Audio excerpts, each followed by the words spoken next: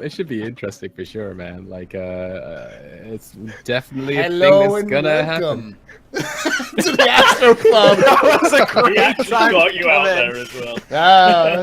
My name is Paul. This is my Astropub. This is the Captain's Table, the Star Citizen community podcast where I bring members from all over the community to come in and talk Star Citizen, get drunk, sometimes talk about Star Citizen, and sometimes just make a raging fools of ourselves on the internet. So tonight we've got a great cast here tonight, a lot of which are part of the machinima series called Bulkheads, which is a Star Citizen machinima series.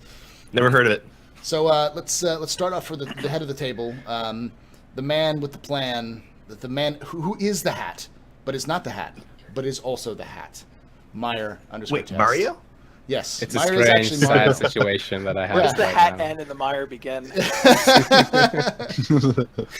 We discussed about this. Meyer is actually just the hat. So like whenever you see like that hat walking around, that's Meyer. That's just Meyer. Yeah. Make it sound, say hello. So Meyer, who are you? What do you do in Star Citizen? All those sorts of things. Okay. Hi, my name is Meyer. I am a Star Citizen streamer here on Twitch TV. You can find me on twitch.tv/Meyer_test. The test is because I am part of Test Squadron. Best Squadron. And that's me on Twitch. I also, as you said, I play a part in the Bulkheads Machinima, where I make funny, stupid voices. Not funny voices. Stupid voices. And do some other audio stuff as well. That's me. Doesn't give himself enough Awesome. credit. Next, we've got the well-traveled man of the world who also has a fantastic beard. Senor Super Mac Bros. Ryan, Woo. SMB Ryan, known by many names, but he is here tonight. Who are you? What do you do in Star Citizen? All sorts of things. What else am I known by? Nothing horrible, I don't. Super Mac Bro, brother? Your Super Mac brother? Mac. Yeah, that's true. No, Yeah. good point. I'm Mac. Super Mac Brothers on YouTube, Super Mac Brothers Ryan on Twitch. Just covering Star Citizen as much as possible, hopefully waiting for 3.0, although it's been delayed again. But we'll get onto that later, I'm sure. Mhm. But yeah, you can find me on Super Mac Brother on YouTube, Twitter, Instagram, and then Super Mac Brothers Ryan on Twitch right here. It's Super Mac Brothers Ryan. It is, but to be fair, it doesn't matter. I've got to rethink this name. Well, now with Twitch, you can actually change your name, so you can. Yes, yeah, you can. But then I don't want What's to do the it. history behind your name, though, Ryan? I have a Super Mac. brother Okay. who actually used to sort of do videos with me, but then decided he was too busy with work and relationship to. Right. Because, like, Life. I know Life. there's a... I think before I met you, and it really confused me, like, there was another... there's a Twitch partner called Super Mac Brother. So I thought Yeah, that there you is. were... Yeah. Super Mac Bros. Super Mac Bro. Yeah, or that's the something. one. Yeah. So I was like, wait. who is this guy? We need to find him. And, Yeah. oi. That's Be our about it. third. Bulkheads. Yeah, join us. It's bulkheads.tv, right? It is. Yeah. Sorry. So We paid a premium for that TV. next we've got the man who has been buried in books doing the whole I'm a developer thing. Look at me, I'm a fancy developer. I'm going to school. Look at I'm that. intelligent. Remarkably little books involved. Look at me. I've been code diving for the last year. I just came up for air, Mr. Fiendish Feather. How are you? Who are you? What do you do? All those sorts of things. I am Mr. Feather. I am not a person. I am a bird. I am the CryEngine guy behind Bulkheads. Bulkheads.tv, the Star Citizen Machinima series, where I work with Meyer_test, not best. He is one of the amazing voice actors on the team, and then Eris down there, who is one of our now amazing writers, since we just brought on a second one. But I am the guy who is behind all of the visuals for the Bulkheads Machinima series. You can find us bulkheads.tv. You can also find us on Twitter, bulkheads_SC, because some scrub took our name. And then you can find me on my YouTube at Fiendish Feather, although I really don't upload anything to it. Yep. Awesome. And next we have the most passionate member of the community. Oh yeah. I wouldn't go that far. You're gonna play the clip. With punks today. You should play the clip. The passion, Yes. the absolute passion of this man is rivaled only by Geo Get Money. And Geo Get Money is not Canadian, so that's why this is so much more surprising. It's Eris, the Canadian, who is super passionate and now the drinking. Canadian, that's his name. The Canadian. The Canadian. Are you gonna drink that beer, or are you just gonna sit there and molest it all night? I'm Eris. just showing everyone where I'm starting. Who are you, Eris? What do you do? All sorts of things. What people? I'm Eris. My name's David. I do relay. If you don't know what relay is, then what are you doing? That was the worst rap ever. No, the worst rap ever would be the one that I wrote for the Bulkheads musical that's coming soon. TM. Oh my God, we're doing a Bulkhead. You guys are doing a Bulkheads musical. That's awesome. Oh, yeah. He wants to do a musical. You need to. I write Bulkheads. I write fiction for Relay. I do podcasts. I kind of run Relay, sorta. I drink. Yeah. Well, we all drink. Welcome We all to the drink. pub, you know. But Yeah, you got to find another claim to fame there. yeah, no, I suppose my claim to fame is being the co-founder of the biggest news conglomerate in Star Citizen. We may not stream as much as some of these other people that stream, but we write more words. And isn't the written word truly worth any two streamers' lives? Which streamers are you talking about? Any. By the way, Me included. for those of you guys who don't know, all of those you know, when you're bitching that you don't have time to watch that 30-minute video that CIG puts up, and you're looking for someone to do a summary and like a recap, you're like, when is that summary going to be posted? That's those guys. That's those guys. So just in honor of that, I would like you guys to stop calling them recaps in the community and start calling them relays. Just start calling Relay them relays. caps. Trademark it right Yeah. now. TM. Yeah. Because they do spend stupid amount of hours, and then they also I do love it when people were complaining that the relay that the like whenever the recap is delayed, like, where the fuck is the recap? I don't have time to do this. God damn it, CIG. And it's like, That is not even me anymore. But we've got a great team: Canadian Syrup, Sunjammer, Dismarius, Nakara fills in, Stormy Winters, Yeah. a bunch of other people. They do those recaps, and it takes an hour or two or more for 5 people to sit down and transcribe an ATV, and everyone else goes and uses our transcripts. Mhm. We are the original. The prime, the alpha, if you will. You're also confused as being Star Citizen developers all the time. All the time. All the time. It's kind of embarrassing how often main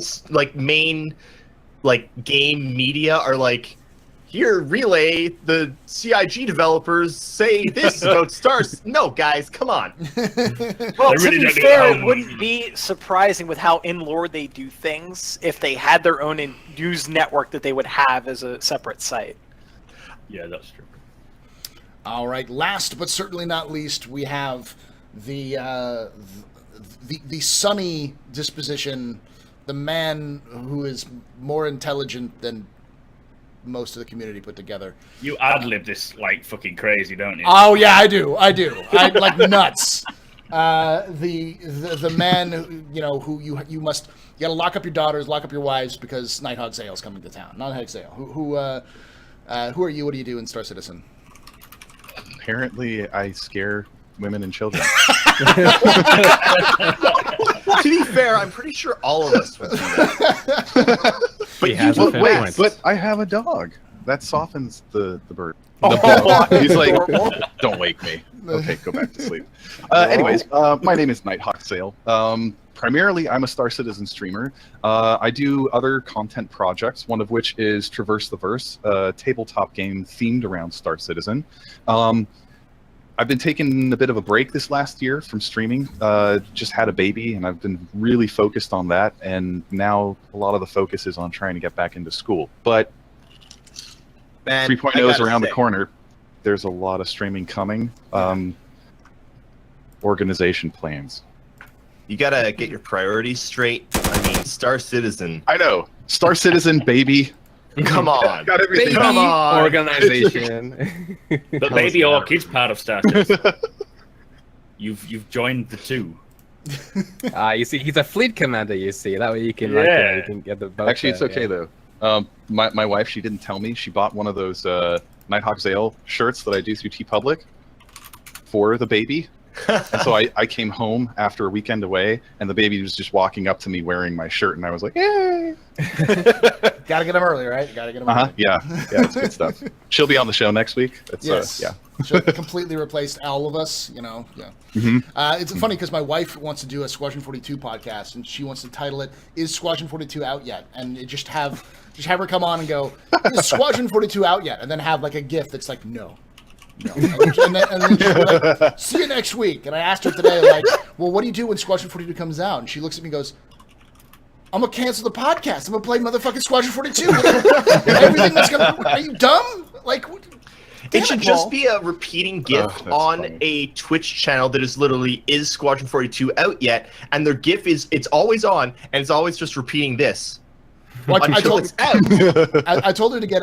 Told her to get like various gifs of Mark Hamill going. You know. You know what the way the community is too, that would have hundreds of thousands of Someone would They look would it do up. well. Someone would look it up. You know. TM copyright. Yeah. There we go. All righty. So this week was a big week of news for Star Citizen. There's lots of information. Last week was a good. We had a lot of good information about like them wrapping up a lot of the core features and going on to testing, starting to actually test the stuff. And this week we got a Manchester ATV, which means that, you know, as always, like Manchester brought up and said, "Frankfurt, you're on, bring it." You know, you gotta step up your game, son, because it's between Frankfurt and Frankfurt. I don't know. And what Mac, it was. I am the UK. Manchester. Manchester, yeah. Frankfurt and Manchester. Wilmslow and Derby showed up, and we're like, "Yeah, we can do stuff too, guys. Yeah. Bring it." I do have to say that Winslow really does like its reclaimer. They fucking love that reclaimer. They've used it now in like the last 3 ATVs. They've used the reclaimer. because it's big and it doesn't have They're really proud spoilers. of it. It straight up looks like it could fly straight through a planet without giving a shit. It Oh, would punch it. there was a. I'm trying to think of there's an old science fiction show that or a movie that the ship reminds me of. It's not Aliens, but I can't remember off the top of my head. But it was like it's one of those Red things Dwarf. that like it looks like you could fly, possibly Red Dwarf. It looks like you could fly through an asteroid field and it would just like bounce. The asteroids just bounce off of it as it flew by. Just eat them with the claw. Yeah. So It is big. what was your guys' interpretations of the ATV, this ATV, or the news? Which this part? week? Any of it? Just go nuts. Go ahead. Oh. So Okay. the new Cutlass Black has a lock button.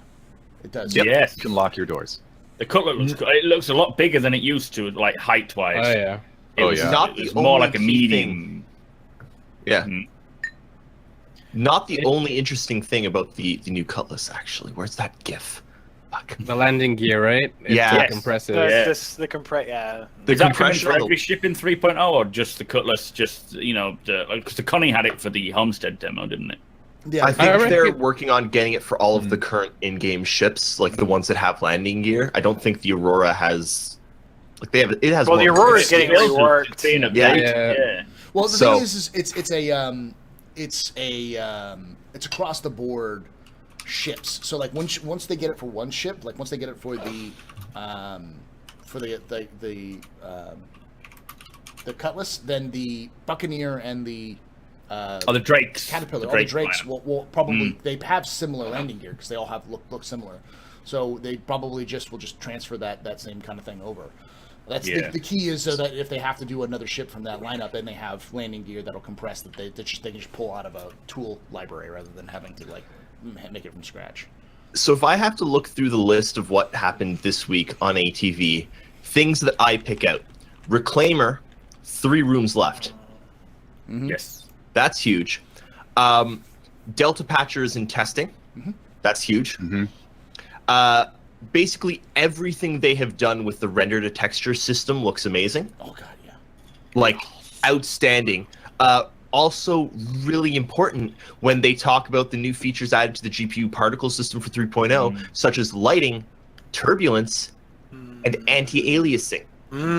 Yes. Something that people have been talking about for bloody ever. Keep in mind that's anti-aliasing on particles, not anti-aliasing on geometry. Yeah. But it's a step. Yeah. There are bits in my beer. There's There are what in your what? beer? What? There is solid chunks in my beer. Oh so- god! Maybe it's just frozen frozen. too long. Nah, it's not frozen. I'm just gonna swap to Monster instead. Oh yeah, Oh, get another no. beer. That's terrible. It's like super bitter and there's chunks in it. That sounds I'm so delicious. sad. Yeah. Is it But like blueberries, all the- or is that all yours, the- Aris? all of the outpost archetypes are finished for outposts on ground. The outpost clusters in space as well. Stuff with that going on, which is amazing.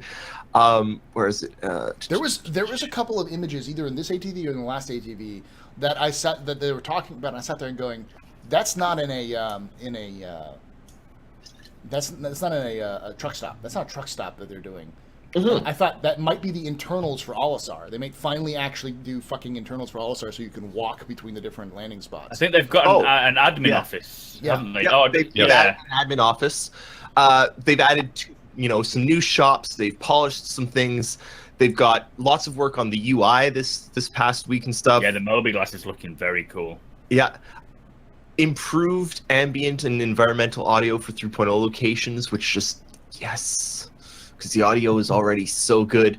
But, like, did you see the jump animation in ATV this week? That was nice. The running jump and, like, the fling and then the land? Yeah, I did like Yeah. that there was a title to the animation. Like, Yes. it was like And they call it like Troibling. mid-range Toibling. something. Toibling. Yeah. Yeah. It was Toibling. It was Toibling. Toibling. It's not a word. It's not a word, Brits. Toibling is not a word. It doesn't exist. We make words up. But consider what you get from that word. That thought series toidle of was a words. word. That is not how they're going to that is not the one jump. That is the One mid-range toidle. There's also going to be a short-range toidle, a long-range toidle. There's going to be, all these different jumps. And they also said in this week's ATV that all of the jumping and stuff is going to be affected by gravity. You're like, oh shit. I can't wait. I can't wait to just leap on a small moon and just like see myself like Michael Jordan at the end of Space Jam, like leap like Yeah. I believe I can fly. If you turn off gravity in the javelin at the right time, you could do a slam dunk like that. In Yeah, the, in the basketball court. Yeah, I think the toibling needs to eventually flow into a roll at that height, though. I think you would actually break a leg, like DayZ style, if you jump that high. Toidling was it? toiling is what it's called. By the That's time what you they call take that first leap, the gray cat tool is in play, and you have that grappling hook. Because Yeah. Can it- don't so- You did also. Can we Flare, do- come get me! I was like, can we do the jump from Armageddon when they jump the truck like almost off of the asteroid? That would be Will fantastic. does the ground vehicle have jump jets No, on but it? it should because It should. We don't know about all of them yet. There's That's a what? valid point. There's the one that we saw in the demo last year that we know is going to be in there. There's the two like speedy ships, the two motorcycles that we know, but they're probably working on 2-3 more ground vehicles. They have said they're working on ground vehicles. now. Yeah. So- They haven't revealed anything about them, which must be Squadron but 42 related. CitizenCon last year, I can remember talking with, I don't remember who it was because I was drunk and he was drunk, but we were sitting there talking Sounds about about right. the vehicles and how all the wheels would go and stuff, and we actually were talking about how they need a ground vehicle that does the same thing as the Mass Effect vehicle does, and it jumps, right? In Mass Effect 1 and 2, I think. The Mako. Yeah. Mass Mako, Effect yeah. Mako, or the Scarab if you're an elite player. So at least one person doing the vehicles knows that they need a vehicle that jumps. Okay. Hot drops, something that you can drop out of the back of a ship, and then like it Glorious. just Low speed pass freelancer, drop it out the back. yeah. Yeah. So can someone explain to me, like, I think I missed it. What is this toidle thing about? It's just the Here, I got you, Meyer. it's the jump. Yeah. You got all the links, right? Landing on a site and Alright. fly between. When you I sort of don't jump and think- goes like this. Right. I don't think I'd be able Interestingly to. In Okay. that animation, you actually do see damage appear, like what looks Yeah, like a damage the effect on the screen. So Right. But I mean, that would have broken your legs. You know, that might Yeah. encourage Yeah. you Yeah. to go out and Yeah. do that. Don't try that at Shins home, through kids. shoulders. Now, unless Roll first. unless we don't know much about the armor, maybe that armor suit has dampeners and strengthenings, right? That armor suit, there's no way. That's was- the that was the the heavy run-of-the-mill armor, maybe. paper Yeah. bag RCI suit. that was a test. It was a test. The thing Oh is yeah, that dev environment, God mode. and eventually what will happen is also, because this, I hope this is still in the plans, but we haven't. It's been a while since we've heard about this. Is that if you took a tumble while you were toibling off a terrible ridge, you would fall and break your leg, and then you would be like limping everywhere you went rather than running. So Yeah. until you We- I was we actually have- wondering that. We have When I actually watched the not video. yet heard anything.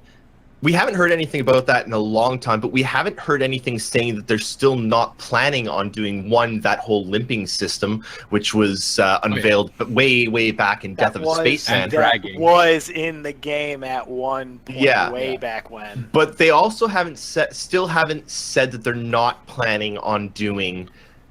You break your leg and you decide, no, I need a new leg immediately, and just chop your bloody leg off and And replace. slap on a cyborg one, you're good to go. They still haven't 6,000 said. in They just still 22 haven't. hours. Yeah, like Yeah. they haven't said that that's not happening. So Death of a I Spaceman. I version. think what's going to be fun is that we can all sort of, you know, like rambling, where everyone goes off rambling together. We can all head off toiling, and we just go running along asteroids and jumping off of things together in like a group, Yeah. like wildebeest. totaling. I'd love to be in the animation room when Group toidle. I'd love to be in the animation room when they're working on their Gions toidling, because there'd be turtles toidling. So, are you? Total animation take one. Are you going to start at toidling? God, you did not toidle nearly toidling enough. Toidle better. We need Sorry. to make a T-shirt out of this.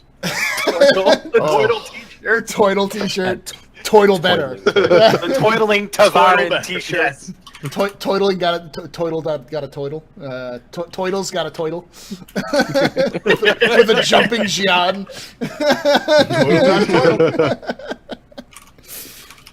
Oh damn. Anyways, I thought I told move you on. to toidle. this is better than the Nox puns. Oh my god. Toidle. That's racist. So I have to ask. Okay, I'm out of the loop, so forgive me. So you can educate me like I'm a scrub. Sure. What's the point of the Nox? We got the Dragonfly. What's the Nox do that To go Dragonfly does? fast. Fast. Oh, so it's fast. It's a race. Yeah. So it's like a He- racing bike. The Dragonfly is like one of those an hogs that ATV. you're Like like a cruiser? Harley it's, Davidson. It's a Harley yeah. or it's an ATV, whereas the Nox the is like a the super Nox bike. is a bloody super bike. Oh, okay. Yeah. Will You it got have that guns lean on it like the forward. Dragonfly Yes. did, or Yep, is it it has just guns. meant for speed? Two size ones. Yeah, Okay. same loadout as Dragonfly. Okay, But just but Tucked fast. under the body. But you don't have any cargo. There's no cargo. Yep. capacity. Yeah. But the None Dragonfly whatsoever. actually had some cargo space. The So- second, It's They not can give do. the second If you can give be up the used. second passenger, Yeah, if you kick then your you can friend put off. one cargo Oh. unit in there. Oh, okay. Yeah. You're like, dude, A get off. body. Well, I was always wondering if you have to use the cargo space and you put the one cargo unit there, and you have rope, couldn't you still bring your friend along? Sure. When are we going to implement rope? Is that confirmed now? Look, they've got jiggling wires on rifles. They can give us rope. They haven't really been clear about this is another thing that's really interesting. They haven't really been clear about tractor beams at all yet either. But if you actually look through the studio update this week, at one point, I can't remember where it is, they do, in art, they mentioned that they've completed the art for the Reclaimers tractor beam seats, plural. So the Reclaimer will have multiple, theoretically, will have multiple tractor beam seats. Pull them in from every direction. Can you imagine how that would work? That kind of makes sense. They got two seats. They were talking about the cockpit. They've made the cockpit, and it looks as though the cockpit is non-windowed, and you have screens, and there's two pilots. The seat they showed for the tractor beam was a different seat to the dual one. So I'm thinking the Reclaimer has two pilots. One's going to be a pilot. One's going to be the operator of the arm. Probably. Yeah. Oh, good point. Although the arm will be at the front. Yeah, what is it? Be camera operated though, right? It's camera, right? But the other thing is they got to remember that even the Starfarer has two pilots. It's not necessarily it's not like a submarine where you have two pilots, but it's a situation where you have a pilot and then a co-pilot who can take over. Freelancer's got that too. Navigator, Freelancer has two seats up the front as well.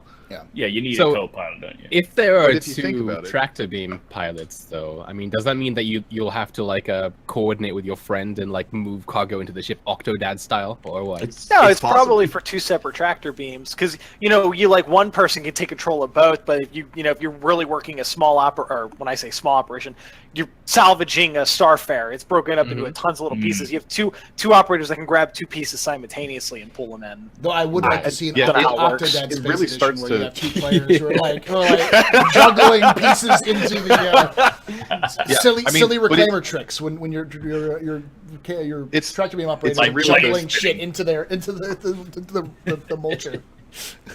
It's a really good question, but I think that it's most likely going to have two tractor beams, and here's my logic behind it. You guys tell me what you think. That one claw can probably cut right through the middle of a constellation, right? And then suddenly you have both halves moving away. So if you have two tractor beams, you're holding two sides of the same operation. Alternatively, you could have one facing forward, and this isn't even trying to talk about or account for how they're being mounted. Are they fixed mounted? Are they gimbal mounted? Are they on the ends of a manipulator arm? How are they being used? There could be a rear facing one as well, because separate from the space where all the ship mulch goes into the Reclaimer, there's also a hard cargo area. So what if there's a tractor beam that has something to do with moving hard cargo in and out of the cargo space? So plenty of opportunity. My other question is things like the Reclaimer, the Orion, some of these bigger industrial ships, they're going to be operating in asteroid fields pretty often. Let's be honest.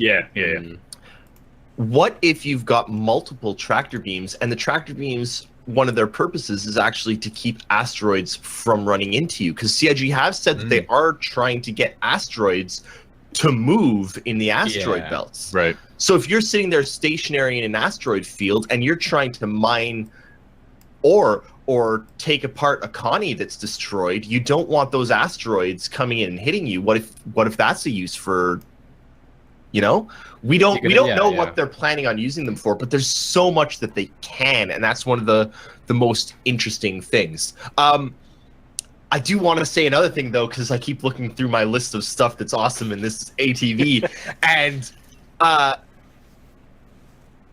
to annoy our British friends here, Derby is seeing a very quick turnaround of mocap data into the game in a matter of days for new mocap data, which this all comes back to one of the stretch goals that people talked about a lot way back, and the building of their own mocap studio. And what this means is a lot of times in games you'll see a canned animation for absolutely everything. Everything you pick up in PUBG, you lean down and pick up. Right? It doesn't matter. It doesn't matter where it is. It doesn't matter anything. What CIG can do with a mocap studio built into the studio itself. Oh, we need a specific animation of someone flinging a piece of cheese from a bar at someone. We need that. and they can do it. They can do literally whatever they want, and that's Cheese amazing. fling. Yeah. The only But is the, it on- the only real restriction they cheese have physics? is that it's not my immersion is broken because that's not flapping like cheese would in zero gravity. This ain't no Swiss cheese. This concern threads everywhere, you know. I had to ask. You know it's gonna happen. No, but But yeah, it's not a proper mocap setup, is it? It's kind of like they say, let's strap some boxes together and put someone in a suit, and then we'll set up all the cameras and do it. They need to really make it more of an established studio, because all we hear is they needed an animation. They quickly set up a random set But of even- things. Even in big, AAA Hollywood film productions where they're on They do huge that. green screen sets, they do that too. Yeah. They have just the regular old apple crates in the various heights, and they're all greened out, and they'll just pile them on. Sometimes they'll actually go so far as to build out the basic shapes of things, so here's the wall, here's the handlebar, but everything is greened out. And so what they're doing is actually a very common practice. And what's nice is they don't have to waste all the extra money on greening everything. They're just the little dots. Well, and what they can do is, for the stuff that really matters, for like the Squadron 42 motion cap sessions, the like important stuff, they've been going to Ealing Studios, right? But that probably costs a lot of bloody money. Ealing is not an insignificant studio. Let's Like be Andy honest. Serkis, isn't it? Yeah. It's important. It's important for something like Squadron 42. So if you're doing like Squadron Yes. 42 shoots, you're going to need to do like a couple of weeks of shooting for major mocap, because you're going to have like when you have Gillian Anderson and Mark Hamill and I always screw up his name. I know he plays Admiral Bishop, but I can't remember his Gary actual name. Oldman. Gary Oldman. I always forget Gary Oldman's name. Just call him Sirius Black. But Gary Oldman, you want to have their actual movements as they're acting, because they're actors as well as voice actors. So it's important to see their physicality and try to get that as much as possible. And it's not however, but it's also like they at their Ealing faces, yeah. Studios, you also get the full face well, thing, they have right? they have the face Yeah, rig. the CIG has the performance face rig. capture, the Yeah. PCAP, isn't it? CIG has But the face it's- rigs on their own. Like they have those. They want the full experience. Yeah. So, but and that's then those people cost money. But that I was going to say is that the big thing is that they're going to need to have studios, mocap studios, because we know that one of the actresses who played the main character, Major Kusanagi in the latest Ghost in the Shell anime, she actually did mocap studio work for CIG at CIG Austin. That's because she's local and lives in Austin. And we know that the guy who plays Darth Maul, and apparently also plays the Emperor in the latest Rebels series, as well as in Star Wars Battlefront, is I can't remember his name off the top of my head, but he also went to LA because he lives in LA. He went to LA to do motion capture work. I don't know if he never confirmed if he did motion capture work or not, but Are you talking about the actor who screenplayed Darth Maul, or the actor who voiced Darth Maul in the latest Rebel series? Because he's also pretty big. He's done a lot of other, he's another really well-known voice actor, and he's done some body work as well. Yeah. So like the thing is that having each studio have the ability just to pull actors in who are local to help them fill a role that they need to fill for a quest giver or a unique NPC is important as well. And not just actors, right? I mean, one of the things that CIG and many game studios nowadays do bring in is, people who have experience with weapons, like special ops or whatever, like retired military people to come in and do their military movements. But CIG no longer has to rent out a mocap studio like Ealing for, two people walking down a corridor and Sam taking Whitworth, some thank you, cover. engineer. Yeah, Like- minor animation. For minor things like that are really important for the like game. cheese flinging. But Like, geez. yeah, like cheese flinging, which I hope now makes it into the game because CIG, cheese please. flinging. It's Yeah. Well, I mean, literally, because literally the Vandal are unplayable. lactose intolerant. I want to fling my cheese. Eris, don't you already work for them? So that's Quiet. don't let anyone know that I am on payroll with CI. No. Fuck no. Fuck no. They couldn't pay you enough to do what you do for CIG. Oh, We'd get out of bed for less than 153 million. I sure hope so for my immersion. Now, SEAL Team 6 isn't, but they did have a couple of airborne and Royal Marine stunt guys who came in and did a lot of the work at Ealing. They actually showed it in not even an ATV, but like a special, like a special on Ealing Studios, and what they were doing on that, I think a year or two ago, of showing the Marines, doing the mocap of how to breach a door. I think it was like they showed the actual professional. Yeah. I wish I'd taken note, to be honest, just in case the situation ever arose. Just in case you ever need to breach a door, What do you mean the off license is shut? Go, go, go! So yeah, the one thing I did find a little weird is that they blurred out that actor's face for 3.0. Said the guy who was doing face work. Was it an actor? They said like pick up stuff, so it could just be like an intern or something who was like, I don't really want my face plastered everywhere. But you can use my lips. Or it could be someone in Squadron 42 that they don't want to be revealed yet. Yeah, they haven't revealed every person. He could be in 3.0 and also be a character in Squadron 42. So yeah, it looked a bit like the 24-hour guy. What's he called? Jason. The mosaic wasn't like intense enough that they were like. No, to hide a celebrity, you would know it was a celebrity. If you get drunk and your eyes blur, you'll be able to tell who he is. Yeah, exactly. Special technology. Well, I'm almost there already. so let's do it. Well, let's bring him up on screen. Yeah, no, I think it was just like a dude. So there were some things that I questioned them bringing up in this week's ATV. You question them? I question CIG probably more than most people, to be honest. So you're as likely to question them as you are to rage. Got it. Yes. Oh no, trust me. Trust the people who are raging the most are the people who question them the most. Trust me. Did you see my rage earlier? I was there for it. It scared me. It was a good rage. I had to hide in the corner and cry afterwards. His rage was fantastic. He had fantastic rage. I'm gonna put it in chat so you guys can see the clip. Do it. Show them the clip. I get some good rage sometimes. It's not often. I'm Canadian, and I do apologize. There was syrup everywhere.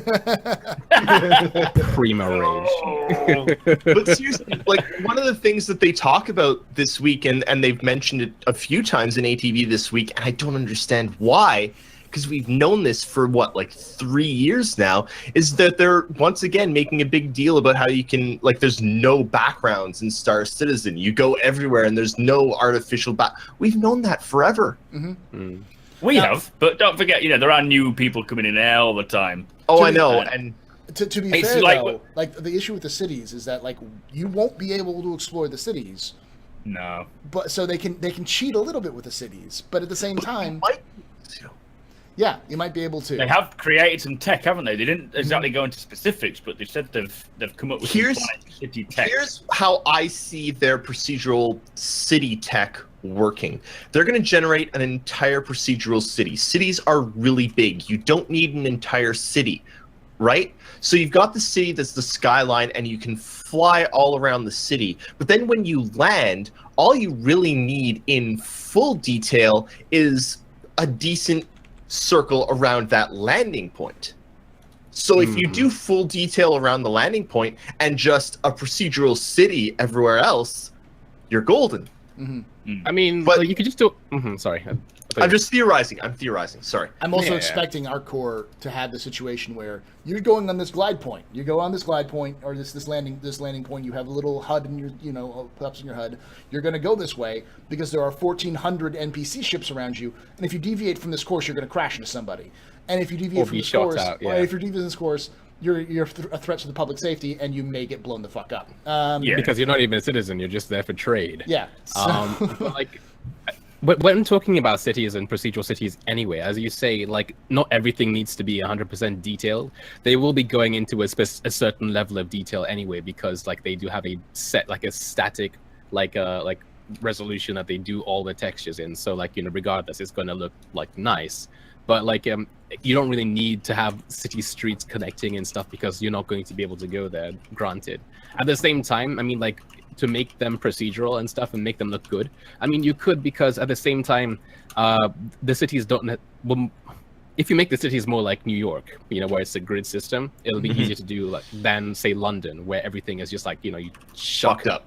Yeah. And you'd expect more But- grid but- system because of the status of it's thousands of years in the Space. future, and they've had a chance ArcCorp to plan from the beginning of what the would look like. ArcCorp probably has a pretty good grid system, but some other cities might not. But Yeah. keep in mind, and if you watch that clip that Astropub so nicely threw in there, keep in mind, and I'm not going to go outside and scream this at you because...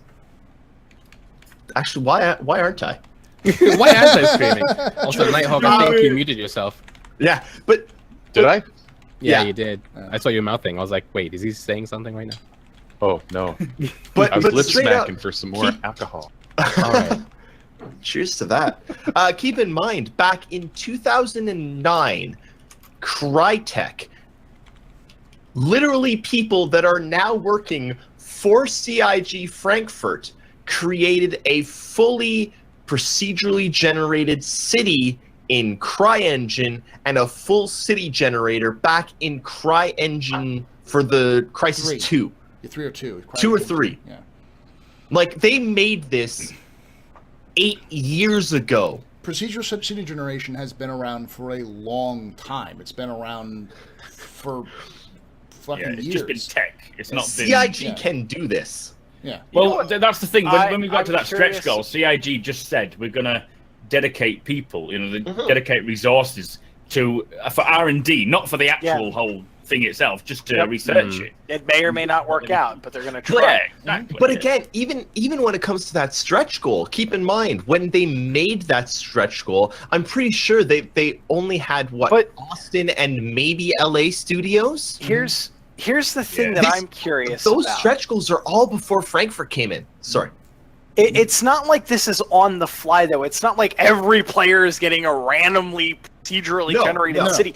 They are procedurally generating it on their end, so they don't have to handcraft the whole thing. Yep. Then they're going in and modifying it to the product that we're going to see. Same with the planets. The planets Yeah. are not procedurally generated at runtime when you load the game. They are procedurally generated by their tools, then handcrafted slightly for us, so they are not completely barren. Think games like Elite Dangerous or No Man's Sky, where the entire universe was completely procedurally generated, and that was the end of that story.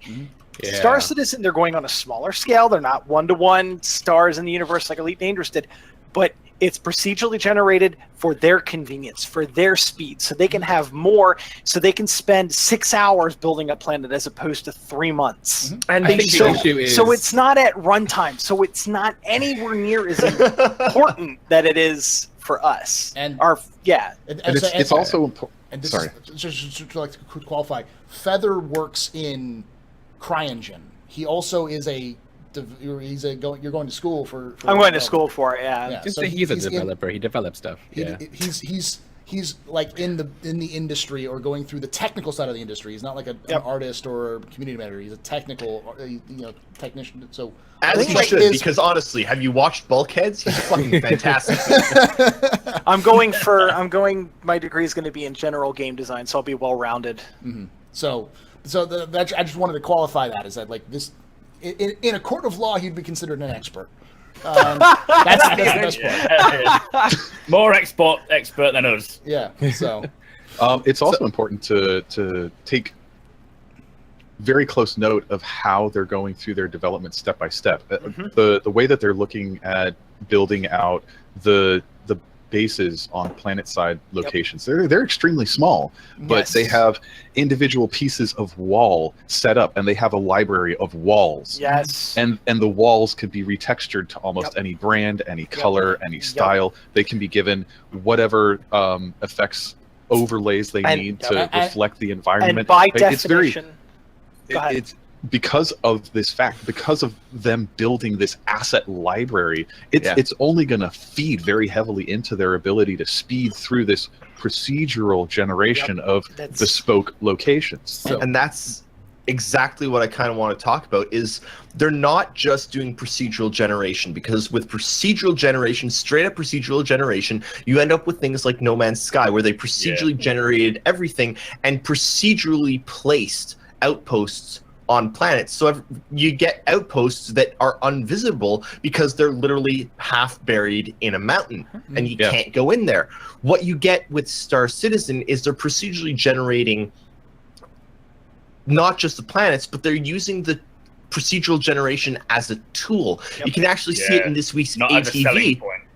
They use it in this week's ATV, even when they are placing the caterpillar, the derelict caterpillar. Even the placement of that is procedural, because it is. They say, "I want it here." Yep. And I want it facing this way. And the program says, okay, you want it here, you want it facing this way. Here's the angle of the ground. Let's tilt it to here and match it to here, and then we'll put on these dust decals because they're what's in. They're using procedural to make the tools. Yes. And that is the most important thing. It's not just procedural generation, it's procedural tools for the generation. Sorry, Meyer. That's exactly what I was going to say. Go ahead, Meyer. The issue, I guess, in terms of the media, is that when you say procedural generation, then people have this idea in their head. And I think what we need is we need to have a word to then further kind of like specify the kind of procedural generation. When you say this content is procedurally generated, then people think, oh, Borderlands is 11 billion guns. They think of Starbound's like weapon system and stuff like that. Or they think No Man's Sky, which which was bad. So I think that the best thing that anybody could do for the games for the games industry, like any journalist could do, is to coin it. Is that a turd or a snake? I actually like Joe Scott Moore's procedurally assisted generation. All right, so the other thing is, and I'm gonna basically say this because people brought this up in chat. Right. Here's the problem with this. People are like, oh, I don't want any place to look just like a generic rock field. Have you ever seen pictures of the moon? That's true. The moon is absolutely freaking desolate. Or some was high procedurally resolution pictures. generated. Curiosity set back from Mars. Mars is also very desolate and very barren and very generic. And like there and are it's nowhere near as pretty as it was in The Martian. There are Yeah, but we all know those pictures are photoshopped. So. That's right. There are lots of things on Mars that are beautiful, like the blue sands of Mars are really, really cool, because there is actually an entire stretches of Mars that have blue or purple and shifting sands. But those things are huge. It's like, it would be like going to the Atlantic Ocean and seeing the Atlantic Ocean. Yep. Same kind of massive scope. So, the Atlantic Ocean from a space, quite frankly, looks like a bunch of different textures. It's horribly textured. Man, they gotta work on that shit. God damn it. Can I actually read just a few lines from the ATV summary that are... Let me just finish this up real quickly. So, generally speaking, you're going to have generic backgrounds and generic stuff in game. It's just going to happen because you're going to have repeating textures, you're going to have repeating stuff. It's the nature of the game. No place is going to be as detailed. Like in a game like Star Citizen, you're going to have to sacrifice some detail for being generic. However, I would argue that things that are generic in Star Citizen would make sense to be generic. On a moon, you'll have a couple of interesting hotspots, but generally it's going to be a bunch of dusty rocks.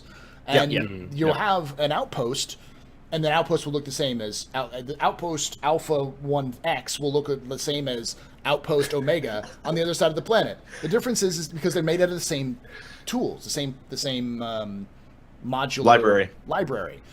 But that would also make sense. Look at the ISS. The ISS is made by modules. Well, tons of different countries, and pretty much everyone outside of Russia. All of the countries that are participating, all those modules look exactly the same because they have to fit together. And that's what happened if we build an outpost on Mars. We'd send modules that are manufactured by the same company. Definitely. Think about how SpaceX wants to do it. And that's exactly. Look at SpaceX. And that's exactly what you'd expect to see in a. That's not even entirely true. This is 900 years into the future anyway, so the things will have changed drastically. Yeah. In that duration. Well, I was going to say things are already starting to change. There's a private company. I think it's out here in California. Bigelow? I don't know. It's run by some like 70, 80-year-old guy, and he does those inflatable habitation rooms. Oh yeah. That's a privately owned company, but he builds everything to factory stat when it comes to NASA and space systems and all of that. And he's building the standard and which people use in terms of how those things inflate and what they look like. And I think that's generally speaking, even 900 years in the future, you'd have the same idea. Don't work harder, work smarter. If you have an outpost that's already pre-built, like prefabs, you just go buy your prefabs that you want as a company and then place those down in the places you want to place them on a planet, and you're done. There's no reason to build your own outpost from scratch unless you're going to build a city, and that's why we have unique landing posts like on Microcore is Microtech. Arccore and Crusader. For the record, go ahead. Your snake is beautiful and not toad-like at all. So one of my things here on my screen over here, it's really weird seeing me reversed. Just turn mirror on, you'll be fine. I should. One of the things that they actually talked about literally this week in the talking about the procedural generation system is that they've been doing a lot of R&D in the last couple of months towards object scattering to prevent that empty look on planets that we've been talking about. So they've actually made an algorithm to achieve a natural look using automation in the placement of objects. So the logic of the algorithm allows for defining of related particle effects in audio as well, but it's used in packages to design areas. So you basically say this area is designed this way. The art team builds all of the assets, then the lighting is dictated by the time of day and everything, but all of the assets are reusable, and it's all of the assets are kind of randomly placed, so it doesn't look as patterned. Repeated.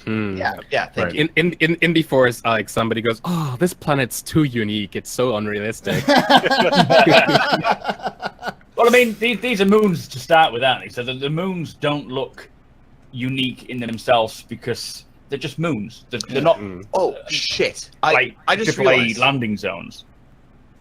There's one clip from this week that's actually. Oh, fuck! I need to find that clip.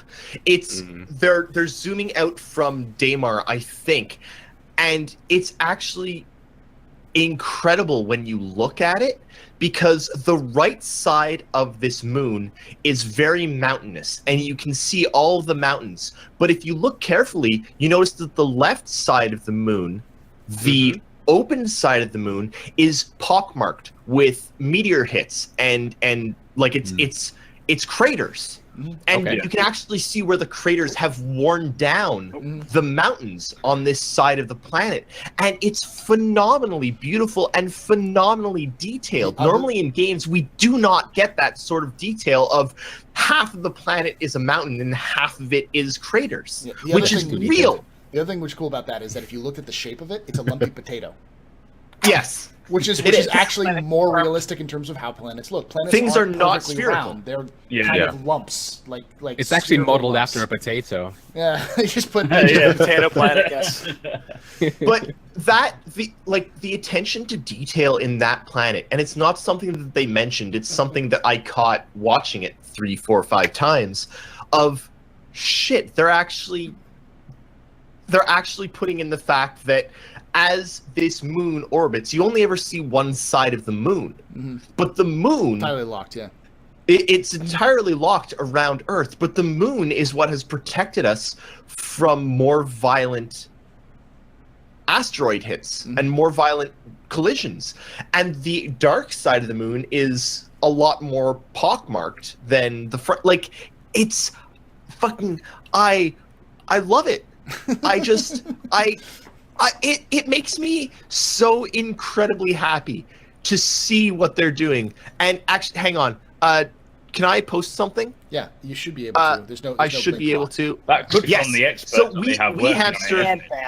We Hamster sent me this. You can see the pic now in chat. Yeah. But you look at the right side of it, and the right side of it is very mountainous. You don't see any craters. And then the left side, you can see the hint of mountains, but then all the craters where impacts have been. And I love that. Also, that halo, for those of you who don't understand, that halo is actually atmosphere.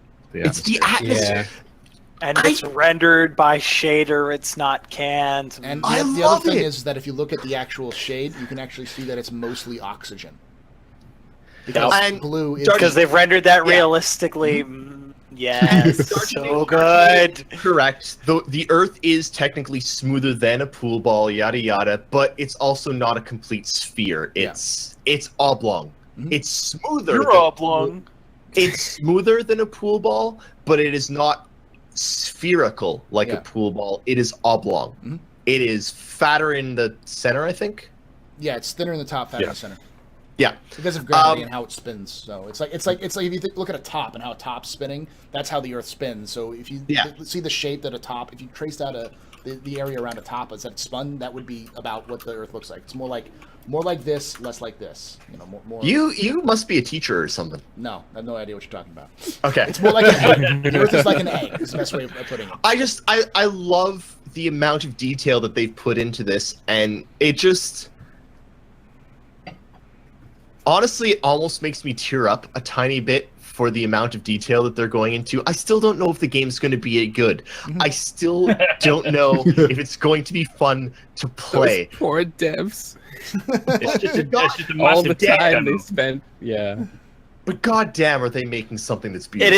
It is going to be at the very minimum. Let's say the game flops, the gameplay sucks. They don't fix Yeah. the flight model. Trading it. is stupid. Let's say Stop it's it. it is still a technological and artistic masterpiece all on its own right. Oh, it is. You look at the ships Yeah. themselves; they are art masterpieces. You know, you could put them in a museum or a gallery or whatever. You know? Absolutely. How you detailed could the ships are going use to the be. game engine. I kind of do. You use the game engine. You can use that for cinematics outright Yeah. on its own. Even if Star Citizen somehow fails, I really feel like, especially now that they're technically off CryEngine and on Lumber, like they could give what they've used to someone else. Like what they have done, what they have created is honestly mind-boggling in the scope of gaming. Yep. It is. No, they have pushed the boundaries Yeah. way beyond. I mean, We've I'm never just seen this looking at before. When the, everything's running, they get a good frame rate too. The fact Yeah. that they're pushing all of this under a solid frame rate is really amazing. All right, so Do you need help? Sorry. let's move on to something else. I have to go grab another beer because I am sadly. I need more. out of I need beer. more. Only one? I Come need to on, pour man. this out. It's I know. starting to smell. I want you to drink that. So I'm going to do Huh? something we've never done in Captain's Table before, and we're going to take like a 2 or 3 minute break, and we'll be back. What? Yes. Oh, Oh my god! Intermission confirmed. everybody brings lots of beer. and Everyone's has it going to on bring deck. lots of beer this time, so we don't have to take a break. So we'll be right back, guys. Right, I'm off for a piss then. All right. Yeah, my great- it's perfect kind of. yeah.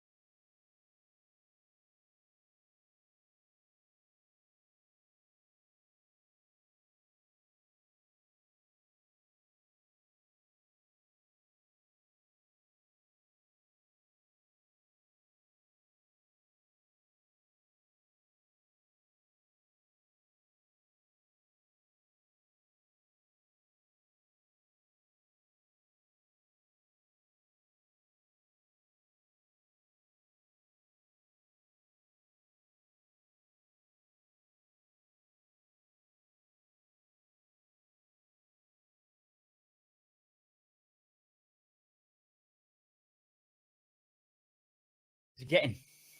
I feel like when we get back online, I should be on my harmonica. Just We are back online. fucking up a blues riff. Get on that harmonica quick. Just We're like back we online, said we'd guys. be alive. Sorry There about was no that. warning Here to there. stay. No warning whatsoever. Who needs warning? This is the Captain's Table. Everything's on. So Live without warning. I mean, sorry. the what is it? You've lost Yes. our train of thought. The main thing I was going to talk about is that I'll wait for Feather and Meyer to get back. But Can you tell me if this is audible? yes, Slightly. yeah. It is so hot in here. Oh my god, kill me. Oh no, I could hear the beep. Oh, no, not the the- phone. All we heard was the beep, not Yeah, not the AC. aircon. Oh, really? yeah. Oh, sweet. Turn it on. We'll let you know. Let me know if you can hear the actual. You're good. Better not lose her. I'm running 2 floor fans. It sounds like you're talking into a turbine. Can you please refrain? While Mr. Paul is gone, Joe's got more. Apparently said that I've got a lot of passion, and You That's an understatement. That's an understatement. and yeah, no, I guess I kind of do, but I've never seen, and I'm going to be completely honest with all of you. I have no idea if Star Citizen's going to be fun. I don't play it right now because right now I don't enjoy Arena Commander. I don't enjoy Star Marine. I play it. Well, Star Marine, I had fun when I played it, but you're right. I don't enjoy Arena Commander since 1.0, and I'm talking 0.7, 0.8, 0.9, 1.0. Since 1.0, I have not liked the flight model. Feather I don't actually. think I'm ever going to like the flight model. Feather But actually used to be one of the top players in Arena Commander. Like he used to be on the top of the leaderboards. So old flight model, pre-leaderboard flight model. What? But I never intended on being a fighter pilot. Once I bought the Idris, I had every intention on standing on the bridge of my Idris and commanding that ship, and that was it. So once I stopped liking Arena Commander, I still like running around in Crusader. I still like, flying on my friend's ships. So I think when the Idris comes out, I'm going to still like doing what I originally intended to do to begin with. Yeah, definitely. Yeah, there's not a lot to do at the moment, and once you've done it once, you kind of just Yeah. you're shooting yourself in the brain. But it's still enjoyable to join up with people if you can get in. But I think when 3.0 drops, it's just going to be mass hysteria, and yeah, Well, passions will flow. but I think my thing that I really want to try and get across to people, and I haven't had much success in doing this. I don't know if the game's going to be good. I don't know if any of us know if the game is going to be good. And I can't speak. Oh my god! But You did good. there's something different about how CIG are doing this and how much they're showing us, and it fills me with so much passion. And yeah, it is passion, but it makes me so happy to see what actually goes on in a game development studio, which normally we never ever see. We don't know why they make good decisions. We don't know why they make bad decisions. It's common sense, and it's not money orientated. That's the whole thing. It's logical decisions without money being the forerunner of the company. Yep. They just want to make the game that Chris And- Roberts wants to play.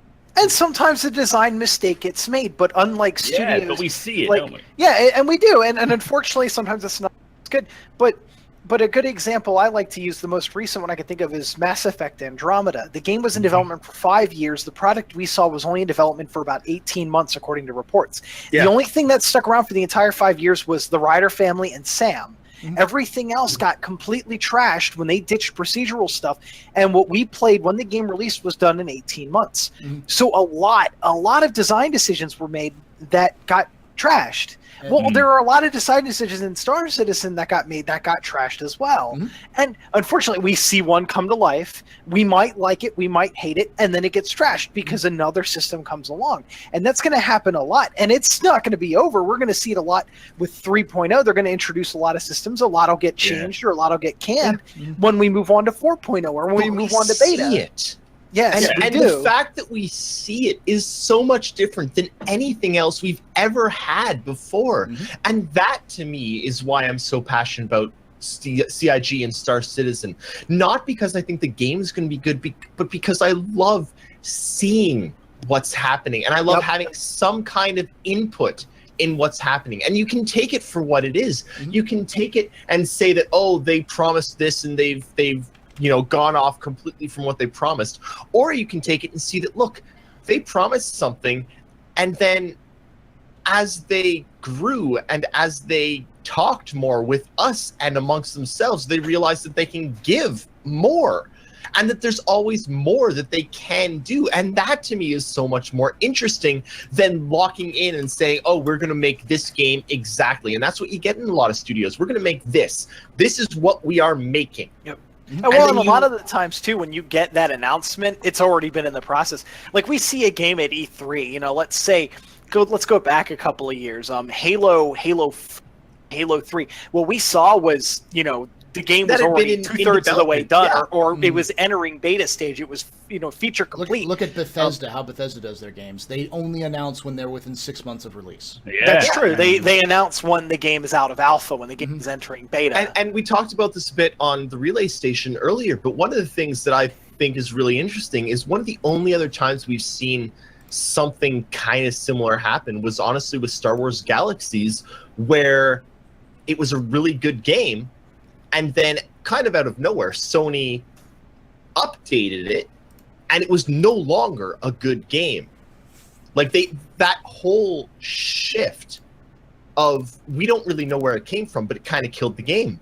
Whereas with CIG, we get to see where the shifts come from, and we get to have input. Look at the amount of input that the Evocati put into, I think it was 2.6, about the flight models, saying, no, it doesn't feel right, no, it doesn't feel right, no, and holding it back. The Evocati literally held 2.6 back from people because they weren't happy with how it felt. And that is not CIG saying, oh, we're going to hold it. That is us. Mm-hmm. That is citizens. That is the people who put the time and the effort and the passion in. And what CIG are doing is they're allowing people like me, not really me because I don't have the time and I don't give a shit about flying, but people who have the passion in the game to make a difference in the game. And I fucking love it. I can't get over it. And yeah, I have a lot of passion about what CIG are doing. I also have some negative passion. They've made some fucking huge mistakes. And dumb decisions. Dumb fucking decisions in the past. They have made some stupid decisions. I'm pretty sure every studio has made them those, just whether or not you see them. And unfortunately, for better or for worse, we've seen them. But we see them. We see it all the time. And they know they make mistakes, and they realize that, and then they back out of it and start afresh and have a new approach. And we see it. Yeah, we get to see it and experience it alongside them. And what people don't get is when they make a mistake, they see the mistakes, people from outside the sort of the close bubble of citizens, and see it as an error and think, oh, they fucked up there. This is gonna bomb. But really, we're just seeing all the same processes every game studio goes through. And you could say this is the Truman Show of video games. It is like living a giant documentary, and that's what I love about it. I mean, like, if you put every single Around the Verse together, like side by side, that's probably the world's longest documentary. It goes even longer than that because of the history with Wingman's Hangar. Exactly. That's true. I do believe that the original Rear Admiral Special Edition back, Kickstarter, I do believe one of the things that's in there as a physical reward is a documentary. It's going to be really interesting to see this entire development cycle that we can spend hours. That's why when we see, like on Twitter, Sandy's posting a picture of the 3.0 schedule, you see a cameraman in the corner. There's always someone there filming because they want to show. Because in all fairness, they are breaking the mold anyway, so people need to see. And keep in mind, and this is something. Sorry, Meyer, go ahead. Sorry. I was going to say, how do directors cut every single Around the Verse into that documentary? I mean, like, it just how they won't. Make it coherent. One thing that's really important to consider is Star Citizen has expanded a lot, and like, let's say procedural planets never happened, we'd have Squadron 42 by now. Mm-hmm. Yeah, no, we wouldn't. 100%. That delayed the game release. They delayed the game for procedural planets. Yeah, and it's all the tools as well. All the tools they've been creating have been created to future-proof the game. Yes, and but they are so future-proofing the hell out of it. Mm-hmm. Yeah, they know their milestones for the next 6, 7, 8, maybe even 10 years. And the key is if you look at like a Chris Roberts game from the early 90s, I would argue that the later the Chris Roberts went in terms of Wing Commanders and even Freelancer, he got worse at this, which which is like Wing Commander 1 and 2 and Wing Commander Secret Missions, and I'd say even Wing Commander 3 to a degree, are good games today. Wing Commander 3 is when he started becoming the freaking director rather than a game designer, and so that's when it started to like going to more of like everyone's, oh, I love the cinematics. It's like, I don't give a fuck about the cinematics. Let me play the goddamn game. Whoa, cinematics are the most important part, man. I'm not exaggerating here. The Bulkhead's producer. Freelancer to me was one of the most innovative games I had ever played. Also, it was the first game that I had ever seen that had individual fingers. Mm-hmm.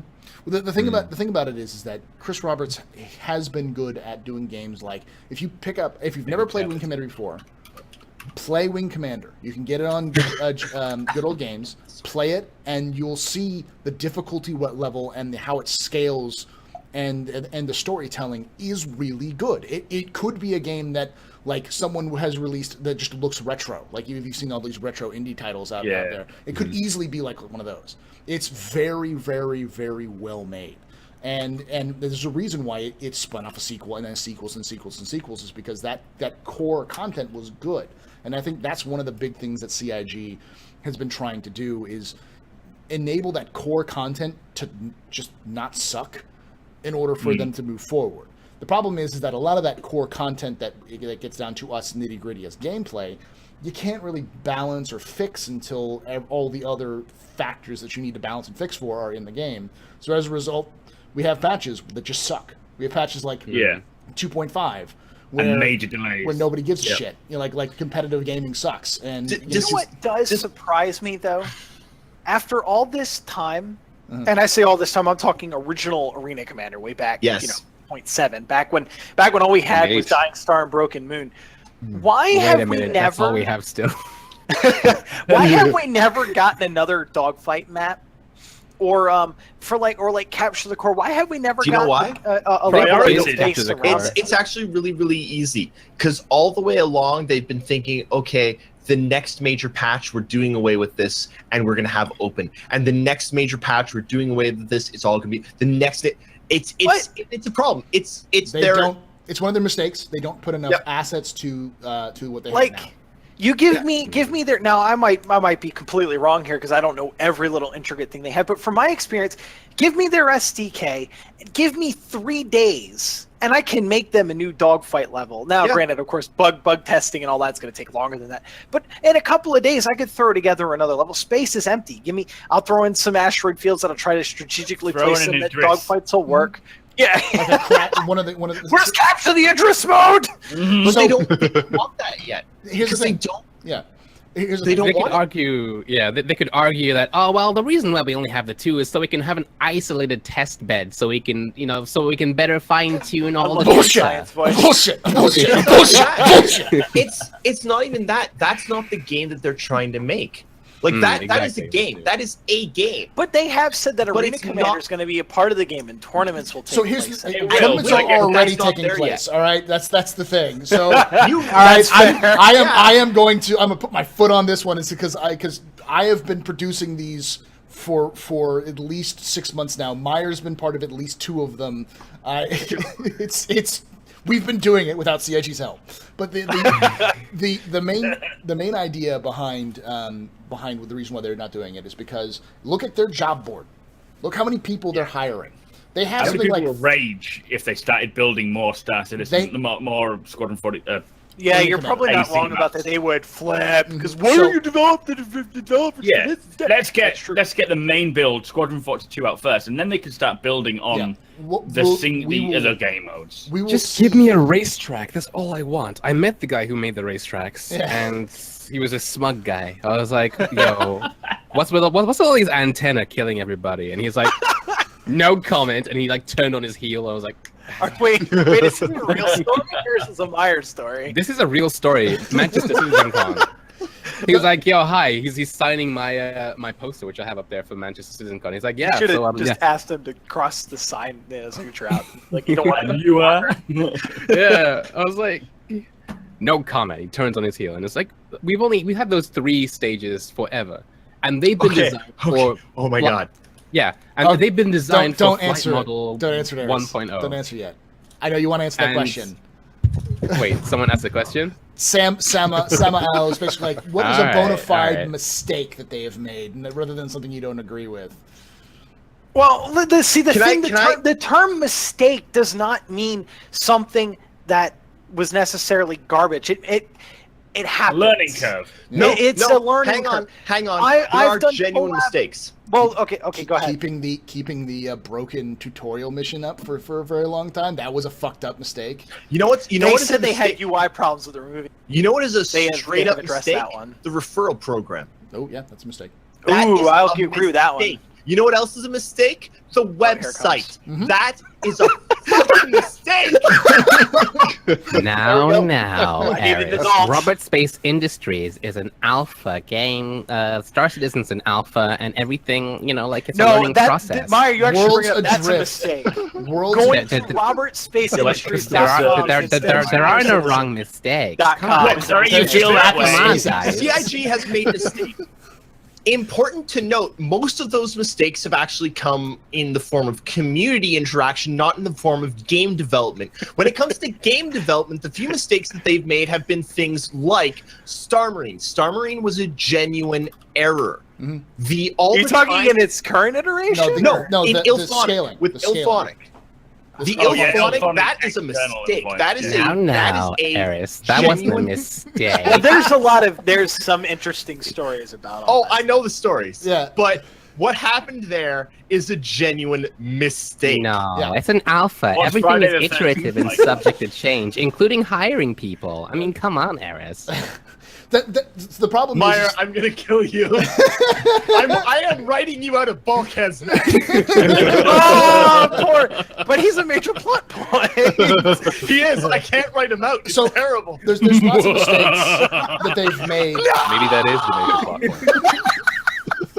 There was lots of mistakes they made gameplay wise. They fucked up balance in the past. They've had issues with missiles. They've had issues with the flight model. They've had issues with lots of things like that, which they've changed, and they constantly are iterating on it. But they were mistakes. My point. I want to move on to like questions, but Yes. the main point is something you said, which was like, I have no idea if the game's going to be good or not. And I'd argue that because they're taking in input, and because I'm fairly sure that by the time they reach beta, they'll actually start sitting down and being like, all right, what do you fuckers want? How are we going to make this game fun? Which I think is kind of a mistake in itself. Trying to make fun after you built is like trying to it's like making a card game and trying to figure the rules out for the card game after you've already After designed you it. pick the card. Yeah. But still, like I have no doubt that they'll go back and fix mistakes or Absolutely. stuff. And because Of they're course. really, because We they're just have to willing deal with them for a while And until we we've get back seen that to with it. the flight model, right? Like they'll go and they'll say, "Okay, here's what we're doing," and the Avocado will say, "No, No, no, it's No. it's dumb. no, It's broken. no." It doesn't work. And we can do that. And even you see it right now on the subreddit. I'm starting to lose my voice. I'm sorry. But you see it right now on the subreddit with what they've been showing with the MOBA glass. And people are like, guys, that looks fucking amazing. Yeah, The renders, everything you're doing there is amazing. I fucking love it. But can you guys like just on the side Add some maybe like contrast. Can you guys make it so we can read it? Yeah. 'Cause that'd be cool. Yeah. PS. Contrast, please. Jesus Christ. But that's the kind of thing, and it's like, and you have to think about it. And I'm gonna go on a slight tangent here, but you kind of have to think about it from CIG's point of view, because keep in mind, remember back when they showed us the golf swing, Mhm. and Yeah. everyone was like, "The golf swing Nope. is the worst thing we've ever seen. Nope. Fuck you all. We hate you." And they're like, "Guys, it was just a concept. We're just showing you a tiny thing. It was just stop, please. a prank, we just bro. wanted It to was be nice." proof of concept. I'm sorry. They It was are just a giving proof, us, bro. they give us the chance to weigh in, and they give us the chance to tell them, no, this is wrong. And And they quite listen. frankly, they listen. Yeah. They listen pretty fucking well. Well, Let's like, be yeah. let's. They clear. mentioned golf swing once. They have Yeah. never mentioned that Never word again. golf that's swing true. ever It's again. gone. Because But now people were like, Spectrum helps with this incredibly because you can upvote things. If you've got an issue, if someone posts that issue, you can upvote first, that, and you that can will be also prioritized. downvote it. It reminds And you me can, yeah, of exactly. moderator back in the day. Oh, But I still have bad dreams. and anyways, the when we're gonna move on to the questions. So if you Yeah. have questions, feel free to ask Sorry, them. I apologize. We are about 20 minutes behind, but we'll do our best to keep it under the 2 hours. However, None of us we've never done that. We've never None kept of us it have under 20 anything minutes. better to do, right? Sleep. What is that? Hey, I was Paul, the main thing I was going to bring up was that they delayed the Star Citizens for 2 weeks. That was actually the big thing. They delayed Star Citizen for 2 weeks, and the other point of that is that they did it not because of technical issues. The core tech is done. The big thing that they said that the big issue was, because they said the core tech was done.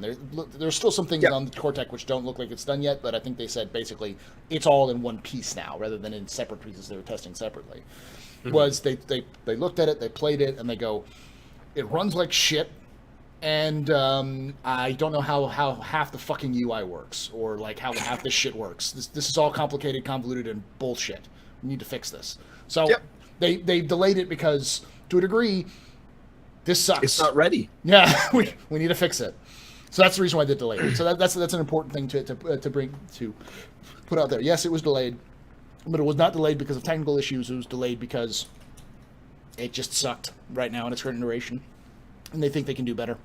And I'm glad yeah. that they delay it for that. Exactly. Yeah. Exactly. Because it may be an alpha, but at the same time, you're on a global stage. You've set several Guinness World Records. Everybody's looking at you. People who don't even know what Star Citizen is joke about Star Citizen not being out because they're idiots. You have to get things done. Well. Yep. Yeah, you see it on Reddit, not in the Star Citizen subreddit, and people are like, I can't wait to play this game in 2050.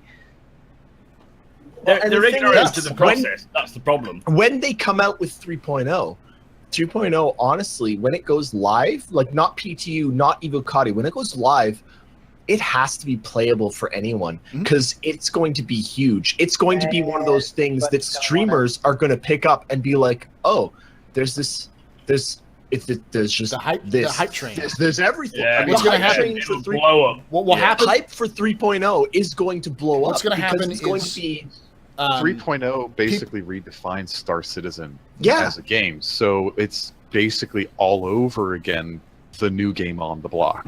Yeah, and in the- 2025. Definitely. And the other big thing, Right. the other big thing is honest bucket, Bucker. Honest Bucker. Okay, I said honest bucket. Bucker. Paleo. I Eric is feel an like I'm honest drinking bucker. more than everyone else for some reason. I only have I- three I'm like I don't have to half a drink too bottle much. of scotch into this whole thing. I Phoenix, drunk thank really, you for really 2.0 is not a game yet. 3.0 is the first part of the game. The problem is that people are going to judge it like a game anyways because they do that with alpha games anyways. We had judged the hanger module like it was a game. I don't want to hear it. So Yeah, what's going to happen is this. This is the stage. It's going to come out to the PTU. All the hardcore Star Citizen fans are going to love it. The people who have access to PTU are going to be streaming it and making videos and doing screenshots and making GIFs and all these sorts of things. It'll trickle out of the community into the general gaming community. Some big name YouTuber or content creator or even just your average players will find these, will start looking at them. You'll have an increase of activity for people searching for Star Citizen, looking at what's going to happen, and also it's going to couple with, because it'll probably release around the same time as Gamescom. It'll couple with the Gamescom hype. And we already know, I'm not as good as like Jake on this, but Jake would know better. But there are a lot of mainstream YouTubers and mainstream people that know about Star Citizen and are watching it and are sitting there waiting because they're just like us. They're well, they're not like us. They're smarter, but they're sitting there for it to be. There are a few that have done videos on them already that have brought in tons of new subscribers. There are three that I can think of off the top of my head. Devil Dog Gamer, Frankie on PC, and Scott Manley. Devil Dog's a big one as well. Those three ones are general variety YouTube gamers, and when they but they're watching it. right? Waiting to Oh put them yeah, on. yeah, Of no, course, wait. even they're Total waiting for- Biscuit's watching. Total Yeah. Biscuit Yeah. and Jesse Cox are Yeah. watching. Exactly, Yeah. but they're all waiting and watching and waiting for it to be something that they can do something with. I'm sure And right Jesse has an now- alt. And right now, it's not something that they can do something with. But 3.0 might be something that, hey, we can do something with this. We just the videos of fucking flying down from space to planet Yeah. seamlessly. Just that has gotten so much attention in other games that have tried it and failed. Mhm. And now you can actually do it in Star fucking Citizen. Holy fucking hell! And it looks I'm incredible. imagining It looks amazing. videos of people walking into a Cutlass, the pilot just walking around the Cutlass as the Cutlass goes down to the planet, and having someone walk around and looking out the windows as like opening the sides of the Cutlass, watching the flames flick by as they're going into the atmosphere. That's kind of stuff that gets people stupidly hyped. Yeah. Honestly, So- I think that's going to be initial hype, but Mhm. over the course of the long term, when it comes to 3.0, I think what people are ultimately going to get truly excited for is the entirely new sense of functionality when it comes to multi-crew actions. Mhm. It's this multi-crew activity that's really going to start bringing in those new demographics, because there are tons of people I know who have no interest in buying into the game right now because they don't want a ship. And there's no way for you to trade in a ship, get your credits, and go live aboard someone else's ship. But that kind of changes with 3.0. You can spawn in and out, and you're still in the same location. They're bringing in that new sense of persistence. So you could stay the engineer aboard a larger ship like a Caterpillar, a Starfarer, and be perfectly content, because now all of a sudden you've got components to maintain, repair, or replace. You've got different jobs that need to be done at different times just to keep the ship running. You're going to have different positions for different people who want to specialize in certain activities. There is so much more that is coming into this game that doesn't even reflect off of that one tiny aspect. That's just kind of like the hook. Get everyone in at the beginning. And that's the thing, is So- that the key is with Star Citizen is with 3.0. 3.0 should be released, but 3.0 then CIG needs to capitalize on it by releasing 3.1 and 3.2 in a timely Yes. manner. Not the, hey, we announced 3.0 in October and it's currently July. Well, Of last Well, year. I mean, but it's also, I think it's significant that they're taking so much extra time right now with 3.0, the foundation for the rest of the next series in development. Because if they get all of this foundational tech in place now, they work through all of those bugs now, then they're not dealing with the core tech, and they can focus on all this additional stuff that they're dumping in on every new But patch. don't forget, Keep in when mind- 3.1 and 3.2, we've got the Delta patcher in time for this. So 3.1 and 3.2 may not actually be patches we get. They'll be trickled in through But smaller also- times. And also keep in mind, when is the reclaimer scheduled for? No idea. Is it still on the schedule? The ships are scheduled for like. But keep in they're mind, wrong, the because reclaimer, their schedules are all like 6 months out of date. Like, but it was originally scheduled for what, like 3.2, 3.3, and they're 3 rooms away from done. Like 3. Yeah, that's true. One of the things that people often forget is, yes, and I need to switch to these other headphones because they make me not hear my voice as much. 1 second. You yelling too much? One of the things that people often forget is they're like, oh, Star Citizen, it was delayed by 2 months, and it's taking them 2 months more to finish it, and they But it's suck not a because delay. CIG are the worst. And it's, look, so you've got At least 3 they're telling things, us. maybe. You've got a bunch of technical stuff that isn't quite ready yet, that they're still working on and trying to finish up, and that's why it's delayed. But guess fucking what? Here it comes. No, there's more than one fucking person working on the fucking game. Holy fucking shit. Exactly. What? I thought it was exactly. just Chris Roberts. It's not one It's just fucking Chris person. Roberts sitting There's an- in his own. Yeah. all right, as Eris goes and gosh. yells. There are 400 fucking people working on fucking damn I didn't even know. fucking same thing at the same fucking time. God fucking damn it! I mean, they're not all fighting the same vertex. Oh god. But Ares, Dude, that's but an Ares, awesome idea. Ares, We have to there's do only one a chairman. group Maya session where everyone can model at the same time. Better. I feel a lot better. How do you guys feel? How do you feel? I feel like I'm scared and need an adult. Oh my god, I love it. I actually mentioned this last night. We didn't get into the questions, but I did mention this last night that I actually looked up the numbers. CIG has more employees than Bethesda Softworks. Wow. So Bethesda Softworks, which includes Bethesda the developer, id the developer, and Arcane Studios, they have something like 350 employees total. Well, let's be fair. Once Star Citizen comes out 1.0, they're going to scale back drastically. I would think have it is, as many of the but employees. I have heard discussions amongst the actual producers, the people who are in charge of this, and their long-term projections is we're not going to scale down. We don't need to scale down because they've actually. I've talked to them a number of times about this at various conventions and stuff, and they have been talking about how they don't actually have the ability to scale down because once Squadron 42 is done, those people are going to work on the first mission. And once Star Citizen is done, well, guess what? Star Citizen is never going to be done. It's all going to be about... Well, it's all going to be about adding more. And keep in mind, remember, literally, I think this is like 3.5 to 4 years ago now. One of the things that they actually discussed was, guess what, guys? There is a 2942 Aurora, but there's also a 2943 Aurora, and a 2944 Aurora, and a 2945 Aurora, and a 2946 Aurora, and a 2947 Aurora. Sorry. But that's all art. What are they going to do with all the programmers and tech artists once it's once the game is initially out? Grinds them down for meat. I doubt they're going to continue adding tech to it. Now they'll refine it, but they're not going to keep adding new tech. You know what I think they'd love to add? That's a good point, I guess. You know what they'd love to add on planets and moons? What? Caves. Caves. Well, Yellow has caves. It's on the thing. Yeah, Yellow's got the ice caves. They do. But they'd like to do it better. Like they're like extensive there's a lot underground network rather than just extensive yeah. There's tons that they want to add, and not all of that is going to be available right at the beginning. Chris Roberts has a full fucking plan.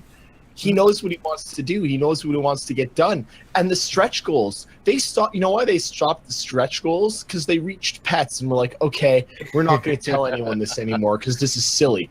This is stupid. It's not like they didn't stop. It's not like they stopped expanding the game. Chris Roberts well, they didn't has want to get mentioned claimed for feature creeping, did they? They No, got called out for feature creeping.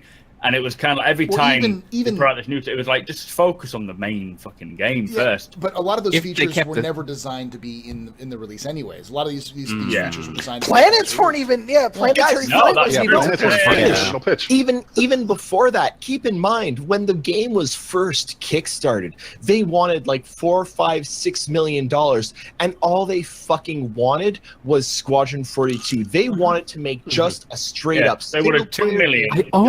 Asking just $2 million and they were going to use the money from that. They were going to use the money that they got from that to eventually build the full MMO. And then what happened is we gave them $160 million or whatever the fuck we're at now, because I've stopped even keeping count because holy shit. And they're like, okay, wait. Let's not just make a single-player game and then make an MMO that's completely different. Let's make them the same. Let's make them completely interchangeable. Let's make an MMO that has a 30-hour tutorial if you want to play it. And you don't have to, but you can. A 30-hour tutorial story explaining everything about the MMO. Here you go. Great. I love it. So with Gary, did we mention it's only part straight one? up, hang on, straight up. To everyone, I sincerely apologize for all of my outbursts and all of my swearing. And, no, you don't. Canadian. He's Canadian. Canadian to the core. He is the least polite Canadian I've ever. Anyways, we're gonna move on to the question. So how this works? About time. We're only 40 minutes late. We're just gonna keep going. We'll figure it out. What's going on? It'll probably be, well, depends. But how these questions work is you can ask any question by hitting exclamation point question, exclamation point question mark, exclamation point questions in chat. All of those will give you a link. Go to that link, ask the question on that link. Put your handle if you want to, and then your question. You can ask any question, but note there are such things as dumb questions. If you ask a dumb question, I'm gonna let. Can I rage? Or if you ask a dumb question, Eris will answer it by yelling. Yes. I'll do it. I'll go out and answer every dumb question. Or I'm gonna have Meyer answer it in his like. There's no such thing as bad. Hey there, Trollorinos. Yeah. That's a mighty fine question you got there. I think I answered this, Roberts. I think I actually need to take off the bow tie. It's slightly strangling. You can ask official CIG questions. None of us are official CIG members, except for Eris, who gets confused as official CIG all the time. Way to go, Eris. And but we will. I have no qualms in giving you an official answer, completely straight-faced, and you can take them to the forums and tell Disco Lando, specifically tag Disco Lando and Captain Xylo. That's a requirement. You have to tag Disco them Lando in Discord or in Discord in Spectrum, and tell them that you heard on the captain's table from X, Y, or Z. Because I there's nothing like getting death threats and rocks thrown through my window by tell him Phoenix Feather sent you. He'll know exactly what that means. +5 if you double up and post it to Twitter as well. Yes, yeah, perfectly. And tag the. Why is everyone CIG. talking about me in chat? It's kind of weird. Because you the, ranted for 40 minutes and then screamed out the door. Right. Yes. Sorry. Hey, That's Julia. why you don't have me on. I gotta see this. Alrighty, so right now we've got a whole shit ton of questions. Jesus Christ. The first question comes from quaqua.ee. Gun laws. What do you think about different stations offering and landing zones having different laws about weapons? Keep them in your ship, or else conceal carry, open carry. Okay, yeah, that's great. I think that's what they're going to be doing. I believe that's the plan. Mm-hmm. I mean, we already know that for a fact because it's actually in the game already. Grim Hex, there is no armistice zone, whereas Port Olisar has an armistice zone. And I thought there was, or did they take it out? No, It's only inside. The armistice zone is only on the inside. But they're taking away So that as if well you- for both stations. Oh, really? Yeah. But if you understand the way that they're changing it, it basically the armistice zone is still there, but instead of having a bubble that keeps you from physically pulling out your weapon, now it's going to be more subsumption keeping you in check. So You pull it out, you're gonna get shot. yeah, it's The like AI will that come scene up from to you, the "All right, first put it Guardians of the down." Galaxy. Or- You're not going to go shooting up the place trying to capture somebody in the middle of a market. You're Now, going to get arrested. you also have I have a follow-up question like for that. Gatling gun turrets, which we have been seeing for the last 2 years, which hang from ceilings, which will be active. So it's like it's like in Fallout pulling a weapon out in the middle of like a town, or like a Skyrim, you pull out in the middle of town. Everyone's going to start just like stares at you and try to kill you, because you're dumb. I have a that or follow-up run for away that. screaming. Yeah. Have they talked about adding a button where you have your gun out but you put it down, as opposed to just putting it away? That way, if you need Lowering to weapon? just lowering it, not They used to necessarily have it. holstering it, but just lowering it. It's a good question. Yeah, I think it's part of. Didn't they show a while ago when they were doing the different stances? You've got raised. Well, I aimed, have the animation in lowered. CryEngine now. I'm just curious if that was a control they were going to give us. Yeah, no, it was. We had will it, be. we had it But if I don't point it at somebody, they don't care. in 2.5. We had it. We had it in 2.5, Oh, okay. and then they removed it in 2.6. I'm guessing it's an animation issue. They just have to redo the animation. is what Oh, it fair is. enough. Yeah, because there was Okay. a point where you lowered your weapon, you actually could run as fast as you could with your weapon lowered or out, but you would, you could run as fast as your weapon out, but you had like put away, but you had it lowered. But you had to like raise your weapon up. If you like click the fire button, you'd raise the weapon up, and then you'd have to fire again. Okay. That makes sense. But I mean, if you're Right. walking around a town with a weapon You're not walking lowered through. anyway, You're not walking You- through, you're through gonna be Olisar. questioned. You're not walking through Olisar with your weapon lowered, because yeah. it's like walking through. You walk through New York City, or right, even if you have it out, even if it's with pointed down at with the an ground. and you just- AR-15 pointing around, Yeah. walking around. People are I'm gonna be cool. like, I'm cool. It's lowered. It's lowered. It's fine. I'm fine. I'm totally fine. fine. Don't I worry. just thought it'd be a good intermediate, like in Grim Hex. I have it out. I'm ready to rock and roll, but I'm not. Well, currently Levski robbing has you. that. Levski has the what do you call it? the customs area. So I reckon if it comes to it, they'll either not like confiscate physically your weapons if Let's say need be. you put it back in Well, the ship. Or Yeah, whatever. you cannot draw them. Yeah. They did say enough. that as of right now, the idea is not to have players' items confiscated from them. They'll just turn you back. You're not allowed through the gate until you approach the gate without those items in your loadout. Fair yeah, enough. it would be nice to see a whole different degree of like stations having their own like laws, especially like planet side Yeah. and stuff. Maybe one planet's like so welcome, you're gonna have to leave your guns and stuff on your ship. But then the other planet's like you can come in with your weapons, but conceal carry, bring them out, we will kill you. And then like then you have like Please open stow carry, all whatever. weapons on your ship. Yeah. Welcome to Grim's Hex. We don't give a fuck. Bring them in. Yeah. Security sleeping. Well, like a Don't good shoot anybody, eh? a good example of this is in in history is in the Wild West in the United States. Most actual towns had gun laws where you couldn't have a gun out. You had to check your gun in at the sheriff's office before when you came into town, because they didn't want people shooting up the town, because there was a bunch of people would come into town to get drunk. Like the only reason why you'd come into town is to get raging drunk and have a good time. And they're like, the last thing we need is a bunch of like Drunks with guns. cattle Raging drivers. good time havers having If guns. that- Yeah. Yeah. Yeah, if that law wasn't in place, Captain's Table would be so different.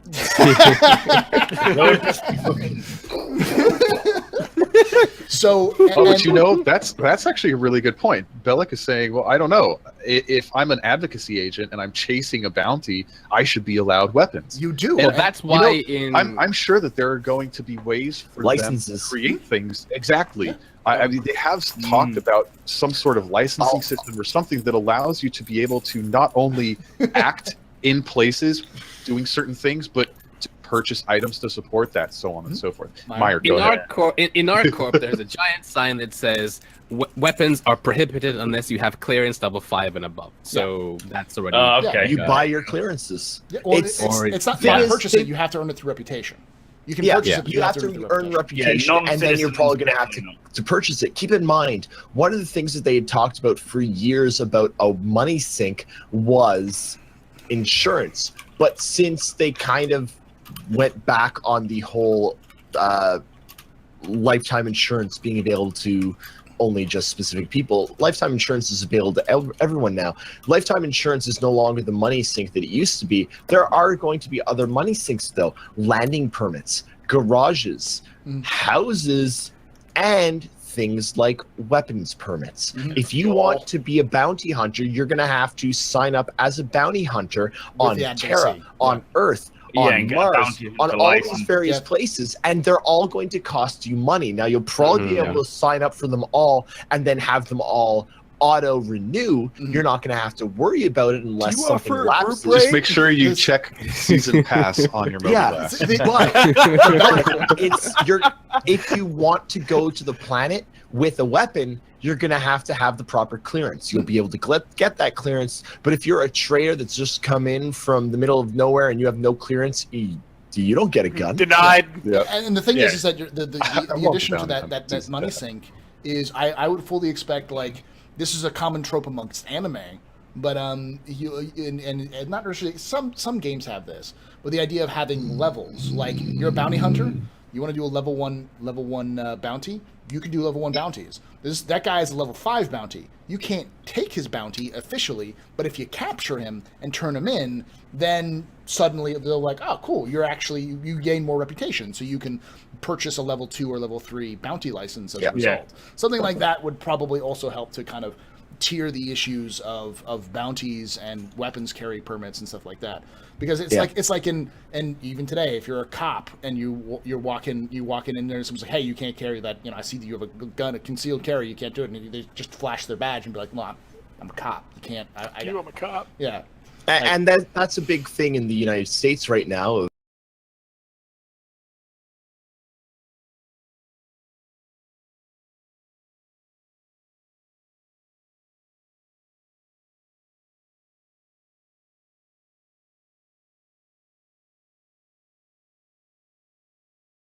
everyone's a reasonable person, and the kingdom just had to jump in because they don't want to be a problem, because that would be too much of a damn problem. They had to apologize. Sorry. Go outside the room, Eric. Sorry. Go outside the room. Next question. Next question comes from. I have a question. Sorry, Yeah, go I ahead. have a question. Question for the question. Paul, where am I? Oh, it's one of the Stanton systems. It's not ArcCore. It's not Area. It's not It's Area 19. Huh? It's Hurston. It's Hurston Dynamics. That's the actual. Okay, all right. It's a screenshot from Hurston. It's in Okay. the vault. It's from the vault pictures. I feel safe now. It's okay. Oh, is that the Yeah. one with the building shaped like an H? Yes, it's like kind of like the it's like the pyramids from Blade Runner. It makes me think of the Fifth Element, but with like a darker tones to it. I want to see Blade Valerian. Runner. Yeah, I do too. That comes out So next do week, I think. Yeah, I'm really excited for it. Sorry.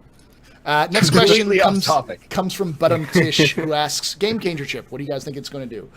Let's start. Let's go around. Who? The Game Changer ship. They said that there is a ship that is a game changer they're going to be selling here shortly. A concept ship. And it'll completely change how the game is played or something like that. So, Meyer, your thoughts on that? Because we're kind of short for time. I mean, I have a whole thing about this, but I think that maybe it might have something to do with underwater stuff, maybe. Because we don't have any ships that go underwater, so maybe like another bike that's amphibious that can go underwater. Cool. That or building.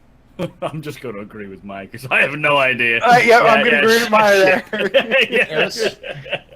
I find this really interesting because they've actually had a number of game-changing ships to this date. The first game-changing ship was probably the Reclaimer. It suggested so much more to the game than we had ever thought possible. The idea that you can actually scrap a ship, repair the ships come apart, you can piece them apart, blew my mind way back when it was announced. And then you've got things like the Endeavor.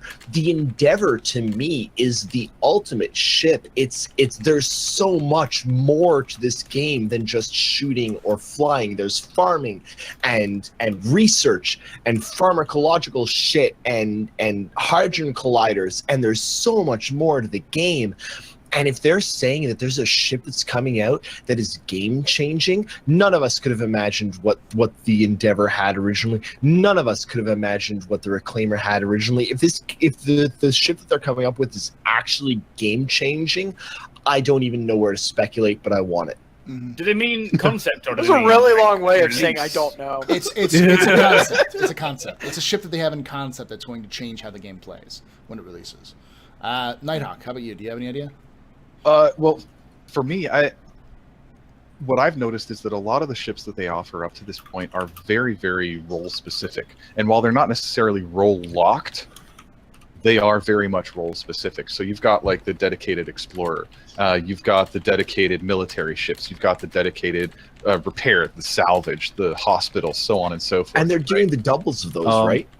Yeah, but what they don't have is a ship in the medium to large scale that can do everything. Is a little bit of everything. Yeah, they don't have that Renaissance man ship. They don't have that ship where you can walk from one room where you're doing science activities and stellar cartography or whatever you want to do, and you walk across the way into the firing range because you've got an away mission that's going to involve some kind of medical supply distribution, and you've got to be ready because what if it's like a portal, like a movable space station, like a movable ISS, a very small. I wasn't even thinking that big. I was just thinking some kind of literally pocket carrier style thing. And I know that's a really dangerous phrase to use here, but at the same time, it's the only thing that I can think of that they haven't really tried yet. A Renaissance ship that offers some kind of, for lack of a better phrasing, base housing. You know what? So a brothel, basically. You know what would be something they haven't. That too. That's the 890 jump. So straight up something. Yeah, true. You know what? Something that would actually be straight up game changing is something that they specifically say can go underwater. Yeah, that's what people have been saying. That's what Meyer said. Didn't Meyer say I that? said, Yeah. Mr. Eris. Way to steal Meyer's thunder. But that's about it. Like everything else they've talked about, right? And they've talked about everything else in the game. I cannot imagine what other than underwater. Somebody in chat said interdiction. That was what I was going to say. Yeah, They've talked that'd be about cool that. too. Avenger does interdiction. No, Avenger technically I'm not does Will they be able to really interdiction. interdict? They're like pulling Yes. out of- I'm not pulling talking out about No, like, interdicting. pulling out I'm of talking about like a in ship Elite that's Dangerous. sole job is to sit in a trade lane and completely disrupt trade. Because They've what talked about that. They have, but they've talked about it in the sense that it's a module you can add to a ship to cause it to happen.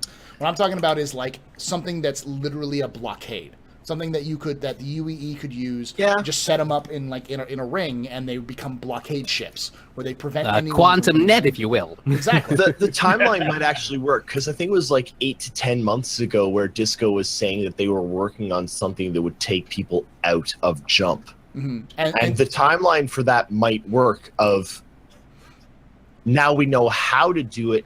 Here is a ship that does it. I mean, you think about Firefly and they've got that giant circular thing with the electricity all over the place that destroy something like that, something to completely fuck up a trade ship, something that takes out an entire hull E. That's a really good point. Like knocks That it is out, something prevents any transmissions from coming out, prevents it from jumping away for like some ridiculous kilometer radius, like 30, 40 kilometers or around it. So you have to like actually haul ass out of the area. It also would work in terms of gameplay. That if you say, hey, this area is blockaded because it's quarantined because of an outbreak. The UE comes in or the advocacy comes in. They drop these ships. Place these ships around the planet so nobody can do it, which would give something like the Merchantman a reason to blockade run. Like it's a blockade runner. It goes into the field, it drops out of quantum, but then it just hauls ass through the field and is able to get out of the way before someone can stop it. So, that kind of stuff. There's a lot that they can do. There's a lot that they can do. There's a lot of things that can change how the game. It depends on if it adds more features to the game or if it completely changes how we play the game. That's the key. Is what the terms, and it's so vague, is what they've said that. Next question comes from Sunset Fish Cakes. First thing you guys want to do in 3.0 comes out. Personal task goals. Re-enter with my spacesuit. I want to take my spacesuit. Let's take go my around. caterpillar down with loads of knocks inside and have a little racing thing on the ground. That would be awesome. That'd be cool. I think the first thing that I do is go to the day-night divide on Yellow, and then wait for the sunset, and then cry. Damn it! That is honestly a damn good fucking answer. Let's be Why are honest. you fucking romantic? Fiendish Feather. Meyer literally verbatim stole my answer. Eris? I have a thing for lighting, and I want day to night change on a planet. Specifically Yella, or I mean, for instance, I don't care. Whichever one's closest to the sun. for instance, the in PUBG they recently did a sunset map, and it looks fucking gorgeous. It looks so good, and Yes. I want to see something I like love that it. in I love Star it. Citizen. Go ahead, Eris. What was your? I mean, to embellish it a bit, I mean, Yellow does have rings, so it's the best place to, That's true. It'll be the propose prettiest to see the transition propose to between day and somebody. night. Yeah. You gotta propose to trend in. The sun comes up, it lights the ring, and you're like, yo, You will you propose to take this Captain ring? Bennett. I'm actually going to post another link because I'm a shill bastard. Did you actually have this answer? No, a few weeks ago we did my favorite relay station to date with a bunch of random people that have been interested in the game but don't follow it to the extent that literally any of us do. Like they backed in 2012 and haven't followed it since, kind of thing. And when 3.0 comes out, I'm organizing another one of these. I'm organizing all of us to go around as a group, fly around, see what's there, and then sit down and do another one of these and talk to the people that have questions about Star Citizen, about what is happening in Star Citizen. I'm more excited about 3.0 as a way to show it to other people than... I want to use 3.0 as something to show. Nerd. I want to be a part of that. Nighthawk? That's You cool. could. That actually sounds like a really good idea. It is actually a really good idea. I mean, like, I for one am gonna start making a whole lot more content when that comes out. No, we're locking you in a sound booth. You've got it wrong.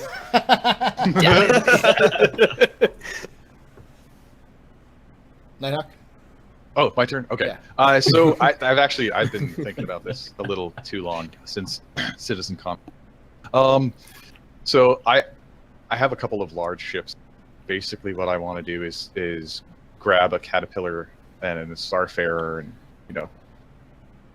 Ursa rover, couple of Dragonflies, couple of Nox, go down to a planet and really focus on org-based operations, like who takes on what role and why. When you go out on away missions, who's involved in what teams? On a small team, who's the mission commander and who follows and why do they do it in this particular manner? On a larger team, what's the hardware? What's the personnel count? What's the mission? Who's going where and why are they doing it? And that's the stuff that I want to start exploring with my org mates, because that is more or less, from my perspective, going to be the core of what Star Citizen about once it launches. And because my organization is really RP friendly, I like having a lot of literature in place to support that. So I need the time to do research. Awesome. Yeah, no, the only other thing that I'm looking forward to with 3.0 is dynamic content. The idea of having players being able to interact with each other and then causing response. The biggest issue is that I have is that VoIP still isn't in the game. Like that, once VoIP comes into the game, I think that will change how dynamic. Definitely. But from the looks of things, they want to add personal messaging to 3.0, so you can personally message other players notes. Like instead of having just a chat that you type in the chat, you can. So Meyer and I could talk dirty to each other when the sun sets. Exactly. Via Mobi-Glass. Via Like Mobi-Glass. It's on your anything's Mobi-Glass, changed yeah. there. I'll show you more rings than on yellow. Oh, Jesus. All right. Next question comes from Human Evil. Here comes the questions from Human Evil. We'll try to get through this as quickly as possible. So I've seen a few new pay-to-win threads crop up recently. I want to know if you think you should complain CIG as they sold me some broken pay-to-win chips as I lose them in PvP battles I'm in. They're broken today. They won't be broken tomorrow. Well, here's the other thing, is that 3.0, they've slipped up to a couple times and said that they're going to be releasing ships. They've said a couple times that they want to release ships. In ship 3.0. vendors. Ship vendors. Yeah. So the arguments for pay-to-win is gone at that point, I think. Once you can purchase ships in-game, there's no... And add additions, there's no arguments anymore. And honestly, there's never really been an argument for pay to win because there's no way to fucking win. I say there is no win. There might be survive said battle, but it's not. I mean, I bought an Idris. What do I win? You know, do I win? I win the ability to fight off a Hornet, but I don't win the ability to. An even better example is, quite frankly, my fucking Endeavor is a fucking expensive ship. Good bought all the modules. God, all the fucking modules for that, what, like $900 US or something? And the Endeavor is garbage at anything other than what it's designed for. I'm not gonna win anything with the Endeavor. I'm not gonna shoot you out of the air first. I'm not gonna do Marrow anything. 2949 or something. It's essentially a stable, like, space station. It's a space station you can push to other planets is what it is. The money that you spend is not about winning. It's not about the ship that you're buying. It's about supporting the fucking game. Get your fucking minds out of the fucking gutter and stop thinking about pay to fucking win. There's no winning. Winning. So, I'm sorry, but I mean, like, pay to win for me in Star Citizen. I mean, it's not necessarily about winning because again, it's a sandbox game. It's a sandbox game. You can't really do winning in Star Citizen. I see, like, you take a bunch of drugs. But if I say I win, don't I win? No, but like in Star Citizen, right? Like, so there really isn't a win unless like you have a whole bunch of guys, you're in ships, you dominate some other bunch of guys in a battle, and the reason is because dominate the guys. Meyer does dominate Star Citizen standards. Is that I'm trying to put a point forward this time around. I'm trying to make a point this time around. Go ahead, it's not always butt jokes. It's not always butt jokes. But like where is my point? I've lost it. Giggity. What is winning? Can I'll jump in if you've I'm lost. sure Eris will be more than happy to. Please don't yell, Eris. But it's so about pay to win though. The thing that concerns me the most though is that like they're releasing all these things for concept sale now. I mean, what is there for those people who don't mind spending the money on on that kind of stuff when the game comes out? Because they literally have everything. What's the point? They haven't said that they weren't going to sell packages when the game comes out, though, that include a constellation. You know, they said that they were going to continue to sell packages, but they never specifically said whether or not they were going to sell more than the Aurora at launch. Can somebody correct me on that? I mean, have they? Yeah, they did. Yes. I can actually correct you on that. They have said that they will only sell the original packages, the starter packages, which So up is to the No. not even the constellation. They've changed that. They've changed that. Have they? Yes. They Really? they will sell things. They're basically what we see today for the starter package. If you go into the package listing, you see what the package listing. That's essentially what they're planning on selling for the long term. Which is I thought they were planning on money. cutting a lot from that. No. Yeah. Oh, okay. That's what I thought too. Yeah. So there's going to be a starter package, which they accept. The answer is that when the game comes out, all the stuff that they're selling for cash, right now is buying a ship is dumb. People, if you're buying a ship for the sake of buying a ship, you're dumb. Yeah. Because you're buying. Thanks. Coming from the guy who bought an Idris, thank you very much for that. Guess what matters? You have an ship, the Idris. stuff that goes on the ship. Yeah, that's the thing. That's the big thing. It's like what are people going to do? Upgrades. Upgrades are key. Everyone knows. Rip people who bought a Javelin. Play a game like I've been playing a lot of Fallout recently. I don't know why, but I've been playing a lot of Fallout off stream. And one of the things that you everyone knows, you pick up a gun, in Fallout or armor or whatever. It's not as good at level 1 as it would be at level 50 because you need to upgrade your armor to make it better and then upgrade your weapons with different attachments and to specialize in certain weapon styles. That's the same kind of concept you're going to see in Star Citizen. A base level ship is garbage. A base level Hornet is worse than an Aurora. It's Nobody worse wants to than drive an a Ford. Aurora. It can be, yeah. Yeah, and My thing here, and I just want to quickly jump in on this, is you know what? I've paid a lot into Star Citizen, but you know what I've paid for? I haven't paid to win. For me, what is really winning is spending time on things like this podcast with this wonderful group of people. That no, seriously, Wonderful. no, I'm not actually joking. I put more into the community here, and the amount of like, I've got some genuine friends, like people that I am going to be asking to come visit me for my wedding eventually, from this community. People that I would never have met without Star Citizen. People that genuinely matter to me as human beings, more so than people I've met in real fucking life. That to me is what I have paid into. That is what I'm getting out of Star Citizen, and that is what matters to me. It's not pay to win. You're not paying to win. You're paying for an experience. And if you don't want to take advantage of that experience, that's your own fucking choice. But guess what? You can get whatever you want to put into out of this. Nope. I completely agree with you because I didn't buy my Idris to win. I didn't buy my Idris to have an advantage over people. I talked to a lot of people. I got friends streaming or people that I know that got into the game. Some of them wanted to be engineers. Some of them wanted to be helmsmen. Some wanted to be navigators. I got the Idris, so I had a ship to play with all of my friends on. It wasn't to win. It wasn't to beat anybody. It was that all of us could play together at the same time on the same ship. I completely agree with you there, Harris. And I think anyone who looks at this as pay to win just is obviously someone who doesn't have a grasp of the game and what it is beyond the point of concept. Because But it's true. I'm sorry, What would you if you're win? dropping $350 for a Karak to start your game with a Karak instead of starting with a frickin' Mustang Beta, look, I'm sorry. No, you're basically buying for a more complicated gaming experience. You're not buying to win.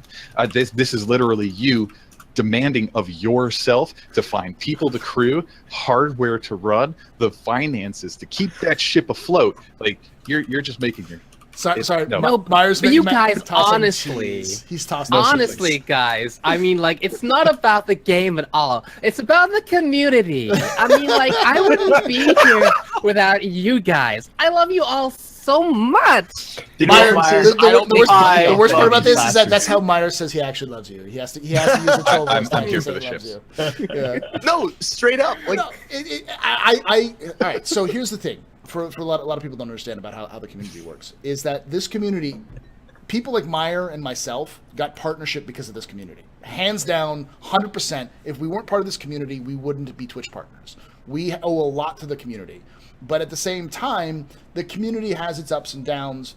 But like, I got to meet Meyer.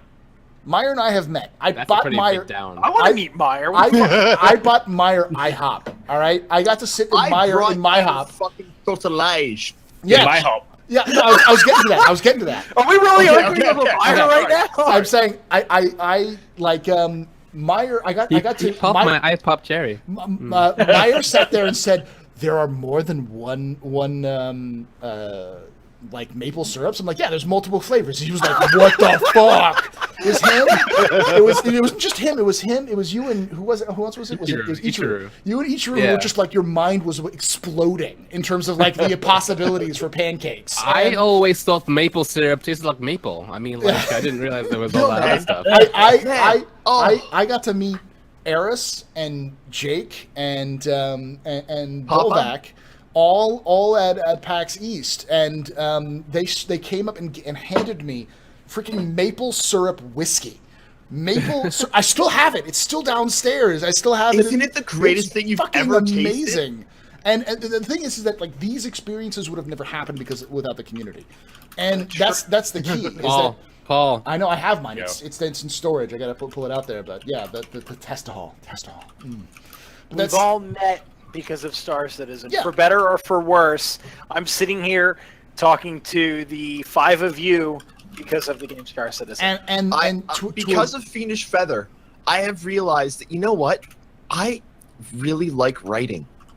I like writing more than honestly anything else I have ever done.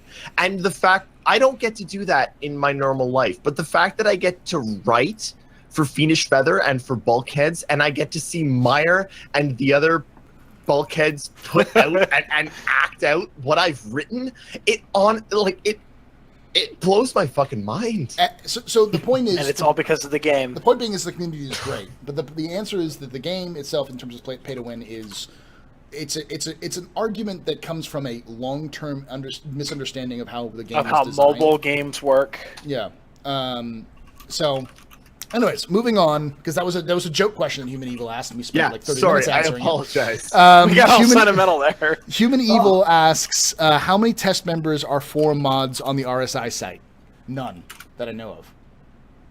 I don't think we have a Like single mods of the site or mods of mods the of game? RSI. Like mods in Spectrum. Oh. I'd say about 3. I don't I don't think we have I think membership to Test 42? Squadron automatically disqualifies you from. for modship on RSI, probably. I don't think we do. Like I don't know the inner workings of Test Squadron very well, but that's probably I don't think we have any. Honestly, we're too busy testing it up. Meyer, that backwards text is killing me. I am not going to lie to you. Meyer is actually the only member who actually is part of the admin team of Test Gaming of Test Squadron. He's an admin of Test? Yeah. Yeah. Oh, I didn't know that. So Meyer would know more than I do, but Congratulations. I don't think any of the admins are actual RSI mods. No. I mean, like, nobody in test stuff. No, but like, as far as my role in test is like I do recruitment and like, well, I don't do recruitment, but people show up and like I accept them on the RSI website. And they go, "Hi, welcome to test. What's going on? How you doing?" And most Sounds of the like time, recruitment to me. and they aren't actually people who have any clue what test is. They just literally type discord.gg/test because they're testing Discord. And I'm like, Yeah. you're an idiot. I see. So you guys I- prey on the ignorant. Bacon? All right, Yeah, Russia. bacon. Sorry, I remembered that I had some maple syrup bacon that I made earlier today. And I figured I should just I hate you. turn off my mic and sit here and look at you all while I eat maple No, syrup what you need to do is you bacon. need to put the mic in your mouth and eat it. Oh my God, Human Evil! I can't believe I can't believe you trolled me so bad, Human Evil. So his last question is: I wanted to say that even though Test sucks, Paul, you have the best podcast ever, even better than Redacted Show because you read out my troll questions, unlike them. Well, I try to read out the troll questions because troll questions get us on a fucking 30-minute Discord about how the community is awesome. Thank you, Eris. You are very welcome. These are the things that I love to do, and you know what? It's times like these that really show me what the community means. I like drunk Eris better than drunk Jake. Because drunk Eris is like, I love you all. Oh my God, he's a happy drunk. Straight up. Jake is like, fuck everything. I'm gonna. Does Jake have a handle that I might recognize? That's Jake. Jake a cappella. Yeah. I think I might know that. Straight up, I'm not drunk He used yet. to be called Commander Cruise and Tom. Was his original. I'm not familiar with that name. Next question comes from Totally Not Darsh. Who is your daddy and what does he do? He is Meyer, and he voice acts when we chain him inside the booth. My daddy left. My daddy left to go get cigarettes at 7-Eleven 20 years ago, and he's never come back. So I don't know what he does. Wow. Apparently, he Test buys tube cigarettes. citizen. Test tube So, citizen. you know. Yeah. Make my own way.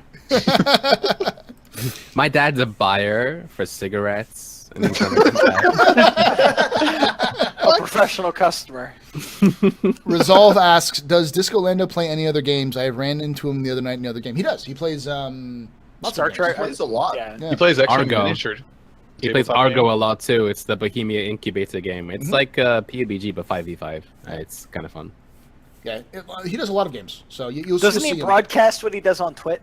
Yeah. he's Follow there. him. Often, yeah. Yeah, Sometimes. You know, He- if we get a he's moderator actually to really him follow. You know. He's actually really fucking sneaky. Sometimes he broadcasts stuff like strategically, like he strategically broadcasts some gameplay of a VR game back when they were like talking about walking around in space stations, and he was broadcasting a VR game about walking around. He's sneaky. The bastard is fucking sneaky. Watch him. Go watch him. You can't trust Disco. No, no, Sometimes you he'll show can't. you a game. Sometimes he'll show you fucking 4.0. Yeah. You never know. Sometimes he'll piece leak of all the bacon. Star Citizen assets. Next question I'm out of comes bacon. from The Puppet, who asks, do you think mining was done by Brian Chambers, saying it will come in 3.0, or was design laid out? Looking for official AstroPup CIG answers. Oh, God. The design for mining was actually probably laid out by Tony Zurovec, who has laid out the design for essentially every single facet of the larger game, including however, mining. the It actual was done by Tony's. However, That's a lie. Mining was done There by was an Wingman interview Peterson. done with it where he took credit for it, and on top of the interview where he took credit for it, there was that really, really long deep dive into how mining is going to work however, as a gameplay mechanic. I think the Like- technical aspects of like how you get mining to work would have been passed on to Brian Chambers, because Brian Chambers is more of the CryEngine tech guy. Like, hey, make this work. So he's like, all right, cool. I'm I gonna don't hand it to even my know about that. Germans. I'm gonna hand it to my not even sure that Germans I would and agree with that, because guys like Brian Chambers, Tony Zurovec, they're the ones who are actually running the studio. So do they actually have the time to sit down and go through the code, to sit down and go step by step with the technical team, with the art teams, or are they the ones who are they doing just all of the design it. administrative They design it. Chris Roberts has gone through code, though. It's not. I I think mean, they all granted, code. Zurovec has always been. Chris Roberts is fucking insane. Yeah, Chris I know, Roberts but is the craziest person you will ever be able to shake hands he's with. not a standard He is not normal. Chris Yeah. Roberts is not normal. Don't ever think that he is normal. No, I was going to say Zurovec he's always been a producer and a studio lead. I don't think he even knows how to code. So. no, he does. No, That's all I was gonna say. designs. He designs. Yeah. Well, the answer is that I think the reason why he said it was going to come out with 3.0 was because he was hoping that all of the framework for 3.0 would have been in place before. And like what happens with a lot of times with CIG, digital game development, they sat down, they actually looked at the brass tacks and said, this isn't working. This is not going to work. I don't know what that is. But A burglar. yeah, well, it sounds like a sonic boom is what it sounds like. really? So I don't know. You know. Maybe you should go check that. And while like, you're it'll end up gone, on I'll YouTube. take over. Guess what, everyone? It's Aris time. Welcome to the relay table. Welcome to the relay station. Your guests with me tonight. Wow, way to shit all over Paul. Good job. Zoldis asks, to Eris, what happened to the room system? Yeah, Eris. The room system actually still exists. Unfortunately, it's not something that we as players will ever see. The room system is basically how CIG themselves. Someone Gas click exchange. that! Someone Gas click that! exchange, basically.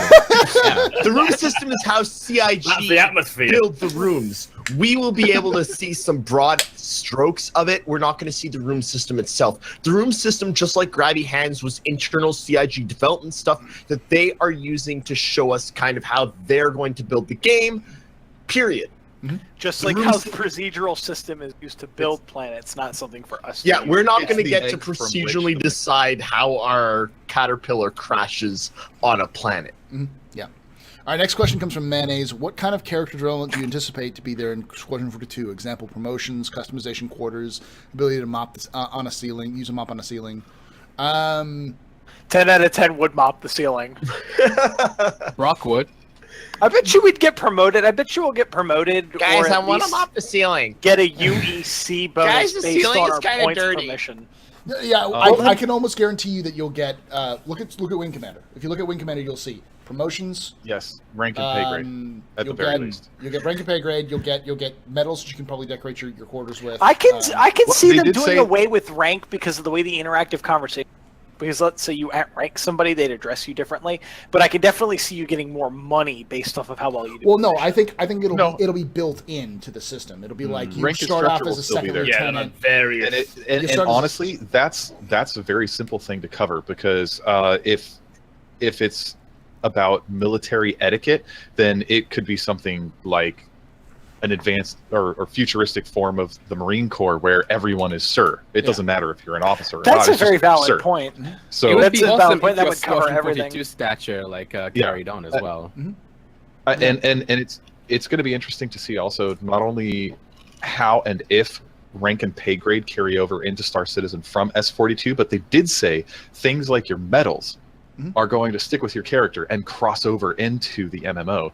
So I'm very curious to know what sort of customization they're going to provide within S42 and seeing how that stuff directly correlates with I'm the going to greater prevent Eris MMO from experience. talking just so I can explain it. But basically, Shield of Silence or Bubble Maya, of Silence. Does Mac? Do you have your hand up, or are you just holding something? I'm resting. I'm just Okay. leaning. Oh, okay. Sorry, I thought he was. If I No, wanted to raise my hand, I'd use the Zoom thing where I raise my hand. If I had something to say, there you go. the big thing is that we've seen the customization options and how they were working on the customization options. I can almost guarantee you that the customization options with Star Citizen will carry over into Squadron 42. So my guess is you'll be able to customize your quarters. Probably put maybe put a little bobblehead on your dashboard of your or like fuzzy dice or something like that. Some sort of small customization to your ships as you're playing. Do you reckon we'd get to choose our ships? Because obviously there's You'll get a the old Hornet, the new Hornet, the Gladius, all these different. Do you think And then the, per the mission we'll be Lightning. able to look at them and think, yeah, do you think we'll be able to choose our ship and walk up to I think whichever it'll one be we want? Wing Commander, which is where they assign you a Standard ship. loadout. Specific. Yep. And you'd have your name on the side of it. You're gonna get in this F-18 might- and you're gonna like it. Yeah. It's going to be You- very you- personal. You don't. you get, might be able to- No, sorry, United States Air Force. I don't really like the F-18 that you're providing me. I'm going to F-18 go. and the Air Force are not I- 1 and 1. Get on the right page, F-14. asshole. Fuck you. That would I'm be a Canadian. negative. The F-14 was also United States Navy. I'm Yeah. going to switch over. I would F-15. much prefer the There you go. CF-18, which is the Canadian variant of the F-18, because it's done by Canadians and it's better maintained and better manufactured and just better all around. So I would like to fly that instead of the CF-18. Thanks. Okay, cool. Go Let's Maples. take it up. Yeah, maple syrup everywhere, and I've got, instead of breathing oxygen, I breathe maple syrup. this for- because we're Canadian. No, I 100%. I think we're gonna have customization options for our stuff. It's just gonna There'll be some. Oh yeah, customization for said ship, but not necessarily the ship. No, And no. crew quarters on board the ship that you're based upon, maybe. Oh, yeah. Like the Idris. I think so. I think you'll go from being like you'll have a bunkmate, and then like as you raise in rank, you'll go from a bunkmate to probably a private quarters. But that might be like squad episode 3. Or Well, what, I mean, like, from what I Well, no, know, not because Episode I've- 3, you'll have command of the Bengal. Yeah, I well, think it would really depend. Yeah, I think it's really going to depend on what you do, where you go, who you work with, and how you perform. No, that would be Honestly- so dynamic, honestly, so awesome. and this is one of the things that's really interesting and very exciting for me when it comes to S42. With Wing Commander, it was very, very linear. It's you are a pilot. This is what you do. You're going this way. There's nothing else to it. But S42 is being built inside of this MMO universe that's endless with no background assets. It's exciting to me because it makes me wonder, okay, well, primarily I am a pilot, but they're telling me I'm also going to be doing ground missions. So does that mean that I'm going to get to specialize in other areas? Could I maybe become the medic of the team, of the flight squadron? Do I end up in a Cutlass Red eventually while that everyone would else is be- in a Gladiator? Like, Oh, how that is would that be going to progress? So and if good. we think about it, this is actually, I think, and if we go back to last year, this is the thing that's holding them up the most.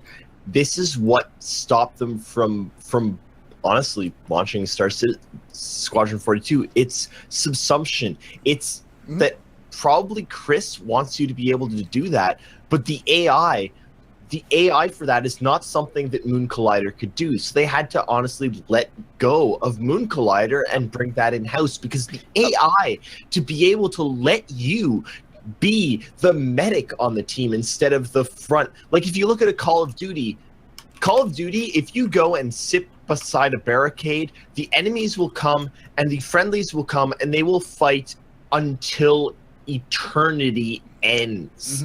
You have to push up. Well, and that's like most games, though. It is like Realistically, most- and even Squadron 40. yeah, maybe, but you can't think that Chris wants that. But you can't break the game for the sake of realism. It still has to remain a game. But maybe he wants you to be able to be the medic. He doesn't want Maybe. you to have to. We'll see. But it's Yeah, the it's- subsumption. It's subsumption. It's the AI.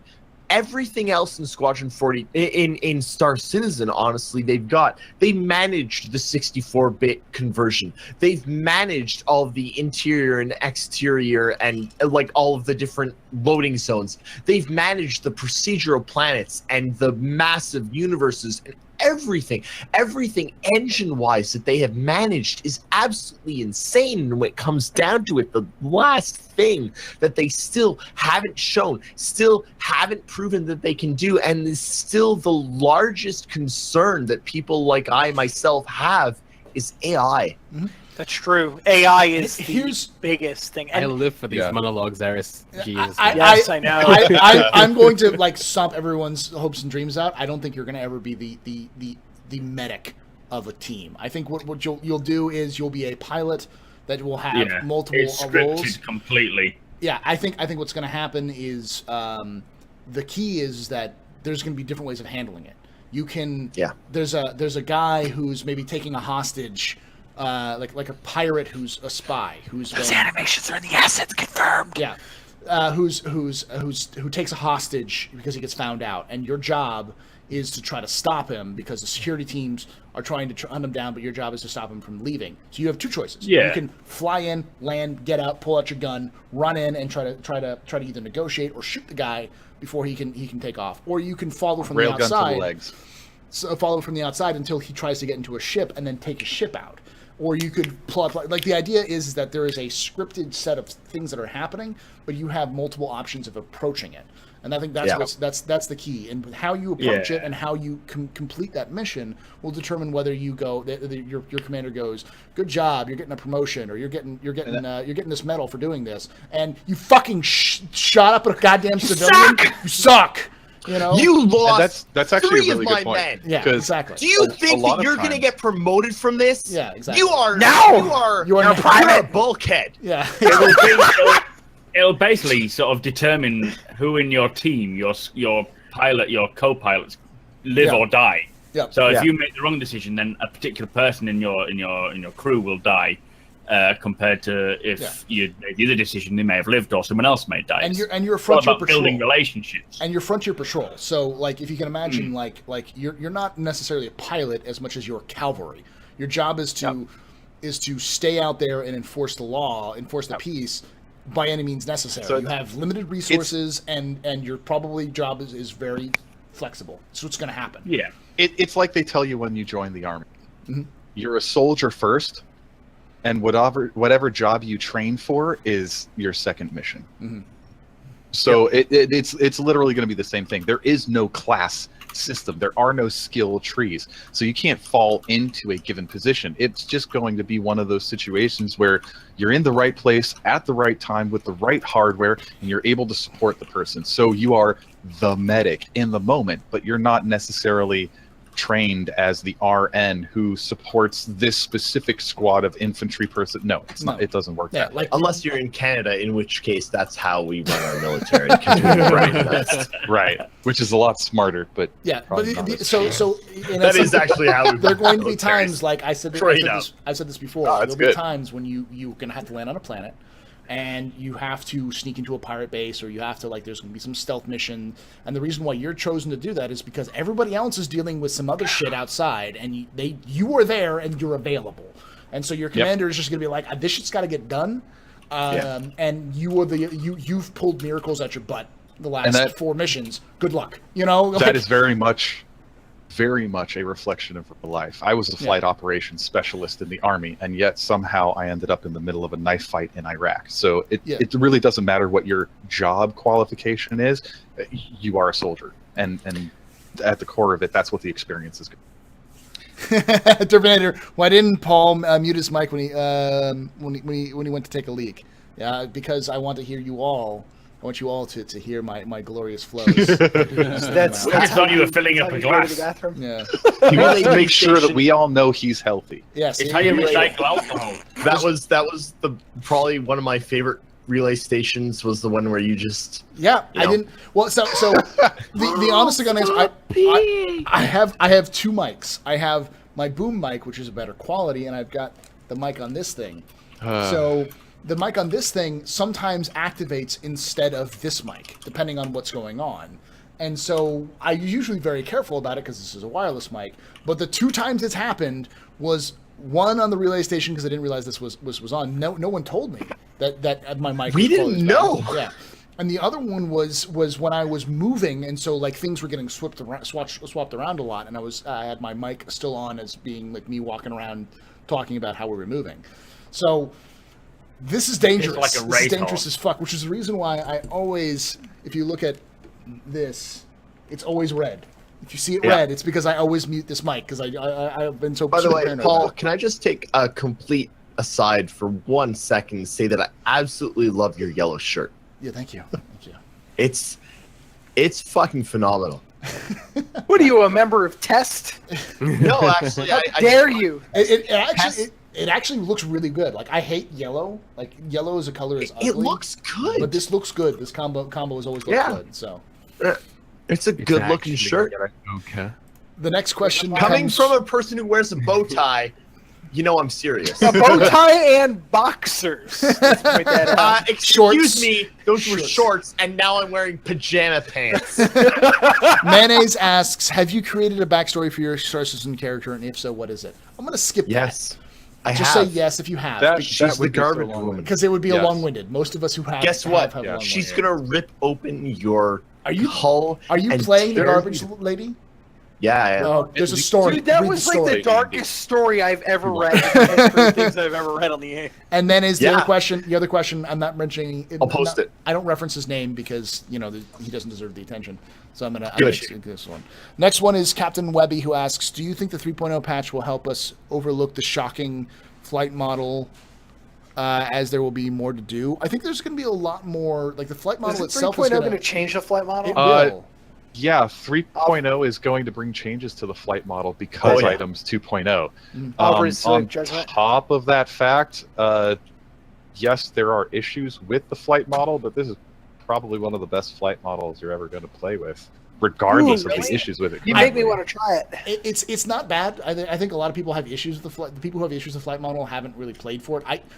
Talking as somebody who has talked with the most competitive players in Star Citizen, period, none of them have problems with the flight model.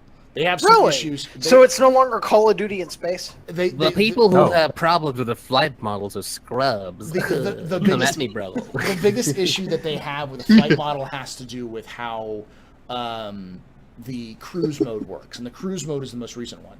People generally don't have issues with the flight model. The issue that they have most of those people have with Star Citizen has to do with balance, not necessarily the flight model, but things like how easily you black out, how weapons are balanced against each other, how missiles are used, the purpose of missiles. Flight model, And again, generally speaking, is what you're going to get. That's all changing with items 2.0. Yeah.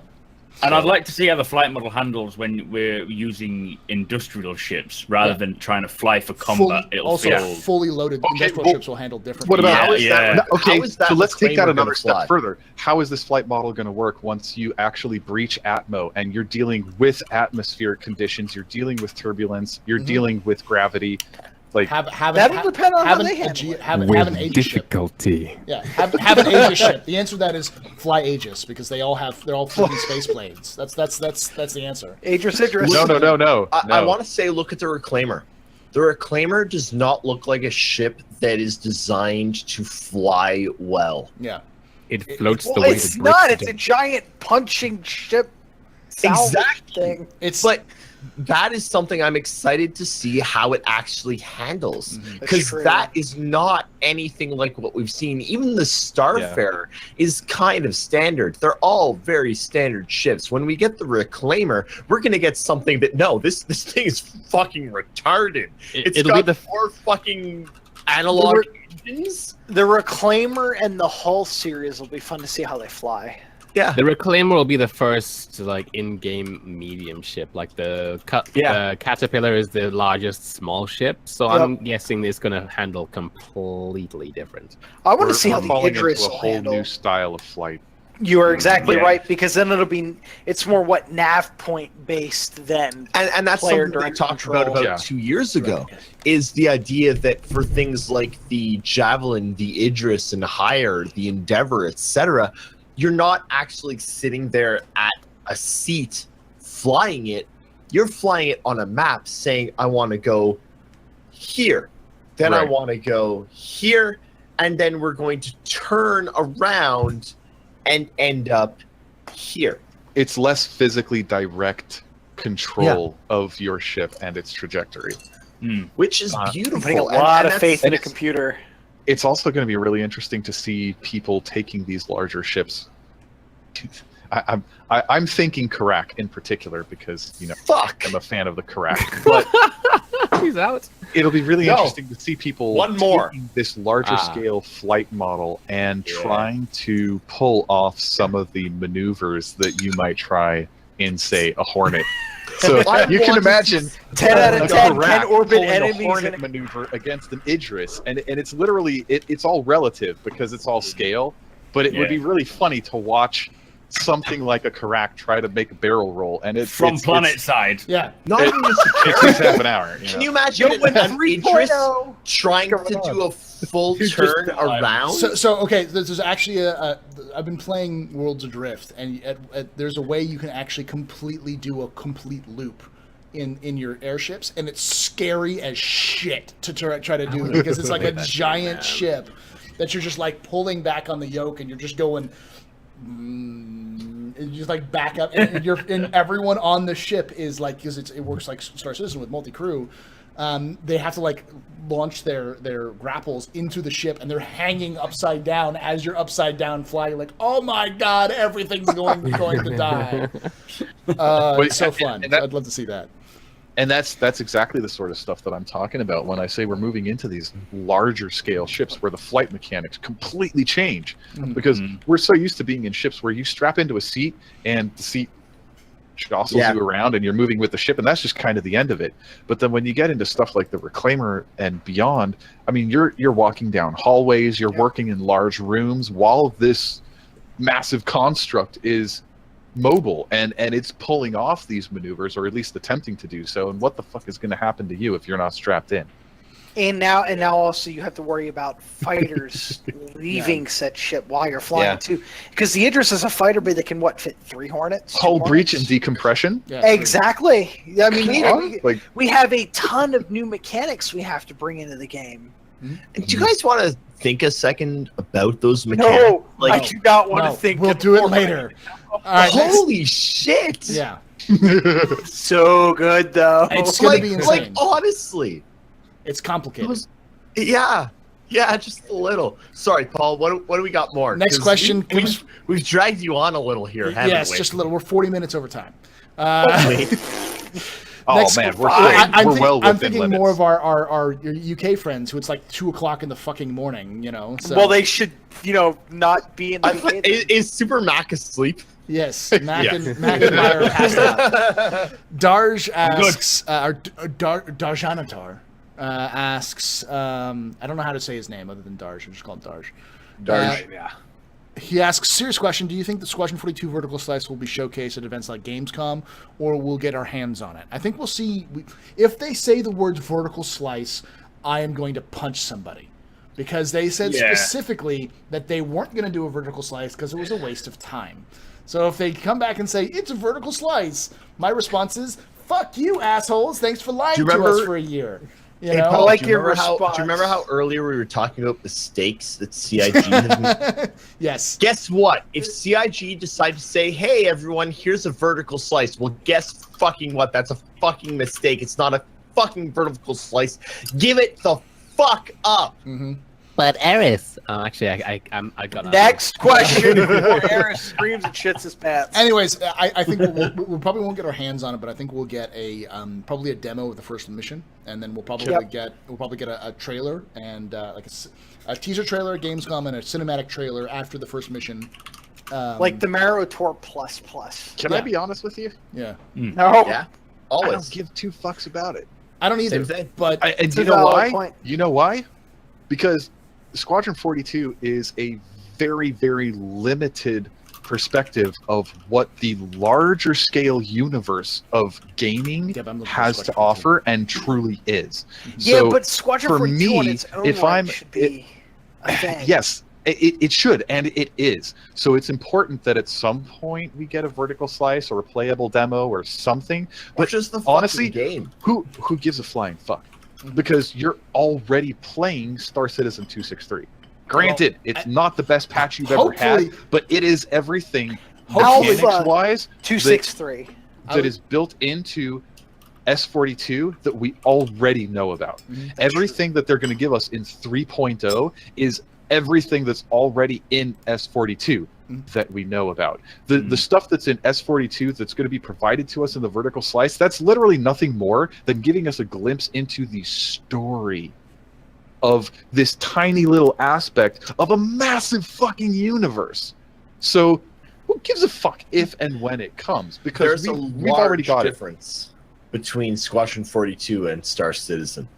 Well, I'm still excited to see it. I still want to see the Squadron 42. When I saw the Morotar, I was hyped for that because we saw assets that were in use and properly demonstrated. The major difference between Squadron 42 and Star Citizen is that Squadron 42 is a single player universe that will be a completed game, and it'll prove that CIG can make a completed game that's fun and people want to play.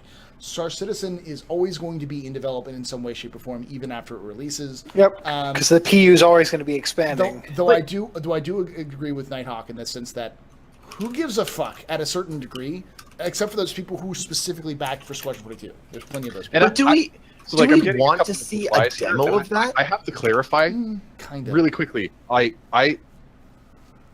want to see the vertical slice, just like everybody else. Okay, I'm not saying I don't care about it.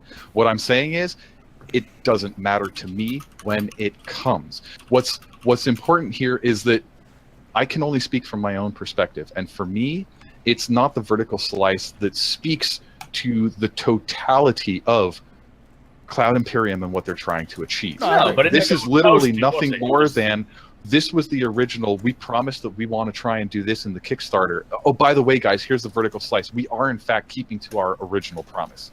That's all it is. It's my perspective. It's nothing more. It doesn't speak to what anyone else in the community says, thinks, or feels. It's just solely me and what I feel. I don't think a vertical slice is necessary anymore. I don't think it is. No, vertical slice. What's a vertical slice going to show us? I mean, it's not anything. It's not happened already. What's that, Mike? Because a vertical slice is essentially breaking down. This is this system. This is system. I want to see the game. Exactly. I don't want a vertical slice. I want the game. Well, yeah, vertical slices have kind of Let Meyer talk, guys. Let Meyer talk. Yeah, Meyer. Sorry, I don't Ryan. want to talk anymore because you put me on a spot. Damn it. Meyer, tell us your secrets. I was gonna say that vertical slices have always had like a bad taste in my mouth since the Alien Colonial Marines vertical slice with Gearbox. I think like the whole idea and concept of vertical slices were kind of like have done gaming in general wrong for a long time, and to have one for Star Citizen would be like, okay, sure, like, what are we laughing at? Me or chat? I'm sorry. The Knight Rider, the chat. Because a vertical slice is nothing more than a Horizontal slice. an oblong slice. Get it right. I want the oval. I don't want the sphere. A one-level demo of a game that's not even supposed to have missions or levels, really. A game that's supposed to be kind of open, and you go where we'll have missions. Well, keep in mind, Squadron 42 will have missions. It's Squadron 42 is linear. But they've said that they get that don't. wrong. They said a long time ago that they don't actually have a count of the missions anywhere because it's more freeform now. Mm-hmm. It's a tiny bit more freeform, and that you can go around the Idris that you're on and take different and do different things. Yeah, But but it's not just Well, you can Or argue that in Mass the sense that Effect you're doesn't have missions. transitioning from one plot point in a story to the next. Exactly. And it doesn't, Yeah, and like but- it's a choose your own adventure story. The plot points are still there. You're going to get to them. It's Yes. just how you get to them. Yes, but you still don't like. I don't care about that. I mean, maybe, you know what? Quite frankly, last year, Christmas time, you know what? I fucking cared. I wanted to see that vertical fucking slice as much as anyone else. But then, you know what? They fucking failed, and they never told us that it was coming out. And guess what? This is another fucking mistake on CIG's part, is that they never told us that the fucking vertical slice wasn't coming out until about 4 hours at most before the fucking... Yeah, if they knew days. No, before- wait. Are you sure it was only 4 hours? Because I think you were already in line by that point. Pretty Yes. sure I had visual confirmation. Yes. Yeah, I'm pretty sure we pretty were in line by that point. Yeah. But straight I'm up, pretty sure it they was did- like 2 minutes into the presentation. Yeah, that it was you 2 minutes into the sorry, presentation. We had it planned, but it didn't quite Eris, pan out. but Eris, Go, Meyer. a delayed vertical slice is eventually good. A No. bad vertical slice. Straight up, not when you tell us that there's no more vertical slice. Yes. If you tell us that, oh, we were going to do it, but it didn't quite meet up to standards, so we're not going to do it, and then later you tell us, oh, we're going to do it again, then there is the problem. It's not a problem of what the devs are doing. It's the problem of what they're sending to us. It's what the community team decide to leak across to us. Is the problem. Yeah, Stop lying to us. Stop telling us that we're going to get things that we don't. Stop telling us that we might get things that we never do. Just tell us about the fucking game. And if we don't get a vertical slice, so fucking be it. We don't care about the vertical slice. We care about the actual game. We care about Star fucking Citizen, not a vertical slice. Stop trying to mollify us. Well, what's the difference between You should be a vertical slam slice poet, and dude. trailer? So I'm going to move on from this because this is Sorry. really good on this. I'm sorry, Paul. I'm sorry. But the final thought on this whole thing is essentially, none of us want to see the word vertical slice anywhere. If it's a demo or a trailer, that's fine. The biggest thing at this point, I think that most of this community is that we're done being sold to. We want to have the game. Yeah, we're finished being. We bought in. We've been bought in for years. We understand you want to sell to other people, but at a certain point, you've saturated your market. We need to move on to the actual game. But you know what? At the same time, I'm like, you're making that comment, and I'm looking at this lovely cast of citizens, and we've all been around since what, at least 1.0, some of us Launch. prior to that, and even long, like we're very used October to 2012. standards, changes, variations, so on and so forth. There are still a lot of people, despite the 1.6, 1.7 mil backers, that don't know what the fuck they're stepping into. Which is fine, but but at a certain point, the people who 1.7 million people purchased the game, and you have to start making progress and showing the progress on that game before you start trying to sell it to the other 8 billion people on the planet. Right. And what I'm saying is, this is a first time open development process. We are going through the growth pain like with everyone else. This is my question. Is this another growth pain? Are we at a point where we have to start figuring out not necessarily different systems, but different for lack of a better term, different presentations. One for those of us who have been around since the beginning or whenever, and those of us who are stepping in for the very first time. And then, of course, you get into those Reddit threads, and you get into the whole, this is the new presentation for the website, so on and so forth. But it's almost like they're stumbling through this gray area, not sure exactly how to handle the two sides that they're now seeing. Well, they're stumbling for sure, and I think the biggest issue that they have, I think, is not. We'll move on from this because again, we're too legless. The biggest issue that they've been having is, everywhere else they seem to be adapting. Their communications are getting better, and so much better. And we like being told what things are going on, and they're doing a fantastic job like that. However, ATV this year has been ATV. phenomenal. Best ever. Best Hands down. it's Best ever ever. been. No argument. No question. Episode progressively the better. issue is that we want to, and for Star Citizen it's been fantastic, but for Squadron 42 we still have not seen. It's still been that veil of silence and cone. That's the biggest issue that people have been having, is what's going on, and it's the biggest thing that people who are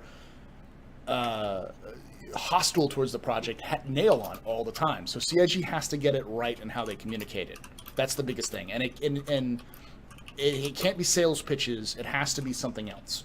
And that's something that they're going to have to figure out on their own. But this community is here for them to listen to them about that kind of stuff as well. Anyways, moving on. Who's this Darge dude asks, do either of the motorcycles make your nether regions tingle? And if so, which one and why? Nox. Both. Yes. Moving on. Both.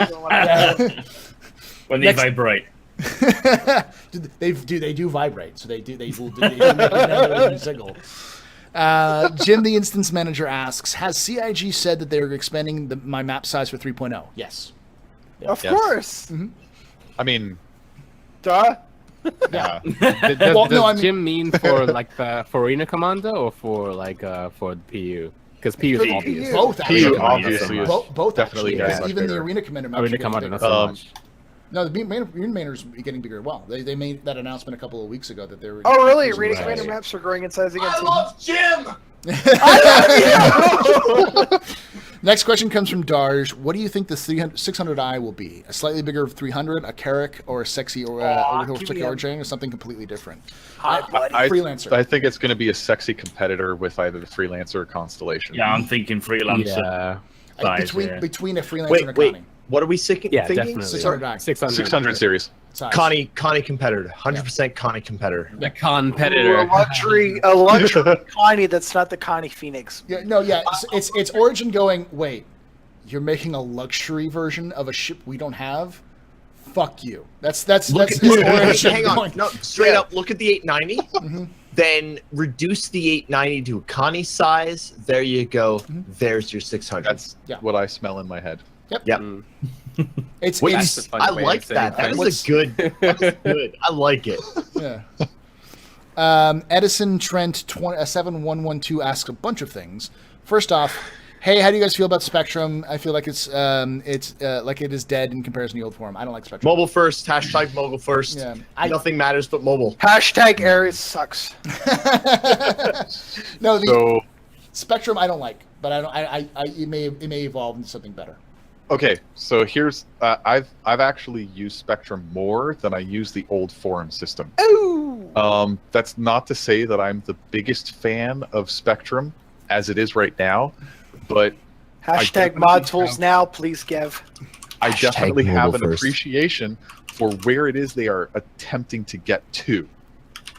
As an organization founder, I do find that Spectrum is a nice tool to use in terms of transmitting information, inter-office information from one organization member to another. But as of right now, the way it's built up, I don't think it has enough there to really support what the game wants to do further down the road. So it's definitely, like everything else in Star Citizen, a major work in progress. It is. Yeah, Spectrum's that's what it scope is. is really intriguing. Sorry, go on. I fell asleep. No, it's literally like what Nighthawk says. It's that they've got a plan for it, but currently, like everything in Star Citizen, it's not there yet. Soon. That's what's happening with Spectrum. The other question he asked is that he says that I did come across some inside info that the Origin 600i will likely be the CitizenCon reveal ship / concepts. Seeing the day we're looking at getting a brochure physical for those people at CitizenCon. What's your opinion on this? Please bear in mind, sources currently not working on that, and did say that he did hear. You can ask Mac. He knows I trustworthy. I give him the inside info a long time. This is from Edison Trent 7112. I missed Can the you question. rephrase the question? Yeah, So I missed it. He's There basically were saying words that in the 600 series is going to be released at CitizenCon with a physical brochure. Yeah, I wouldn't be surprised. That's how so- they did it. And I can Edison's definitely- been right pretty much every time he's said something. He's been bang on the money with what he said. I can definitely see something like this Yeah. for For the a 600 600i. series because I don't know if you guys are familiar with this booklet. It goes into some detail Here, I'll hand it that back up to to you. this day He's still freaking hasn't some necessarily people been out. seen on the website. Yeah. The 600 series, if it is, like we guess, a direct competitor with the Constellation, I They're gonna think want that will amount of detail. benefit from something like this. Because Let's can you be imagine clear. the Constellation having something like this, explaining this is the different parts of the ships, this is the little snub fighter, this is where X person goes into this position. If they do something like this for the 600 series, that Let me will be sell clear. like hotcakes. Let me I be left clear. mine on my I am- Seafields drunk man. I am 100% positive that the 600 series, all of the artwork, all of the promotional material, that shit's all done. Yeah, probably. It's ready. It is Oh, yeah. done and ready. But It's- guess what? They have Sanjay- Why? Yes, the Polaris is definitely a bit bigger than the Constellation, but if you think about it, regardless of the scale, Connie's they more affordable. kind of do the same thing. They're ships that allow for multi-mission operations. They have specific roles that you can build them up to focus on. They allow for accommodations for a support ship, and it's a multi-crew vessel. So, granted, Connie- you might be limited to 4 versus, I don't know, 10. 10. But Connie has It's- whatever the fuck, I can't remember the name of it that's built in, right? the The ship is the Merlin. Archimedes. sorry. Or yeah, the Merlin. The Archimedes. Merlin? Guess what? You know Phoenix what? has the Archimedes. The fucking 600i, that's probably going to have like docking bays for 2 Noxes or something. Yeah, it'll Like- probably I- not necessarily and you know not. what? So it I- might have I- something for it may have space for the 85X. Because Yeah, there's 2 85Xs. The 85X comes with So the it's a 890 mini jump. I would 890 not jump. be surprised.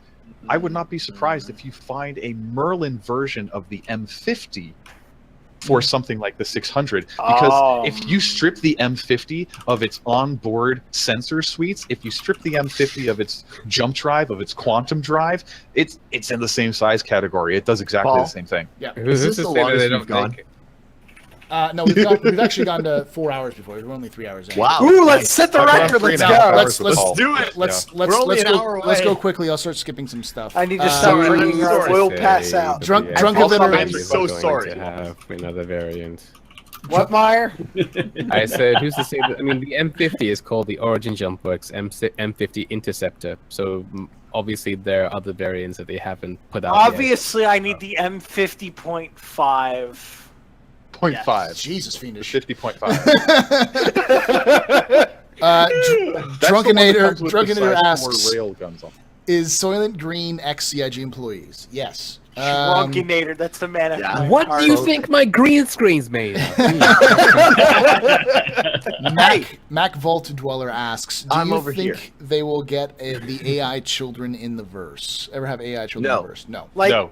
Children, like fuck those Fallout 3 children. Yes, children. like that kind of No. stuff. No. No, absolutely not. I think they might actually straight up go away from that because of the UK and Germany and their And stupid Australia, fucking because Australia's yeah. big- And Oh Australia. yeah, because So, Germany's here's- got some really weird laws when it comes to Yep. that stuff. Here's You can't. what I got It's directly like you can't from a bug your developer children. at CitizenCon last year. Mhm.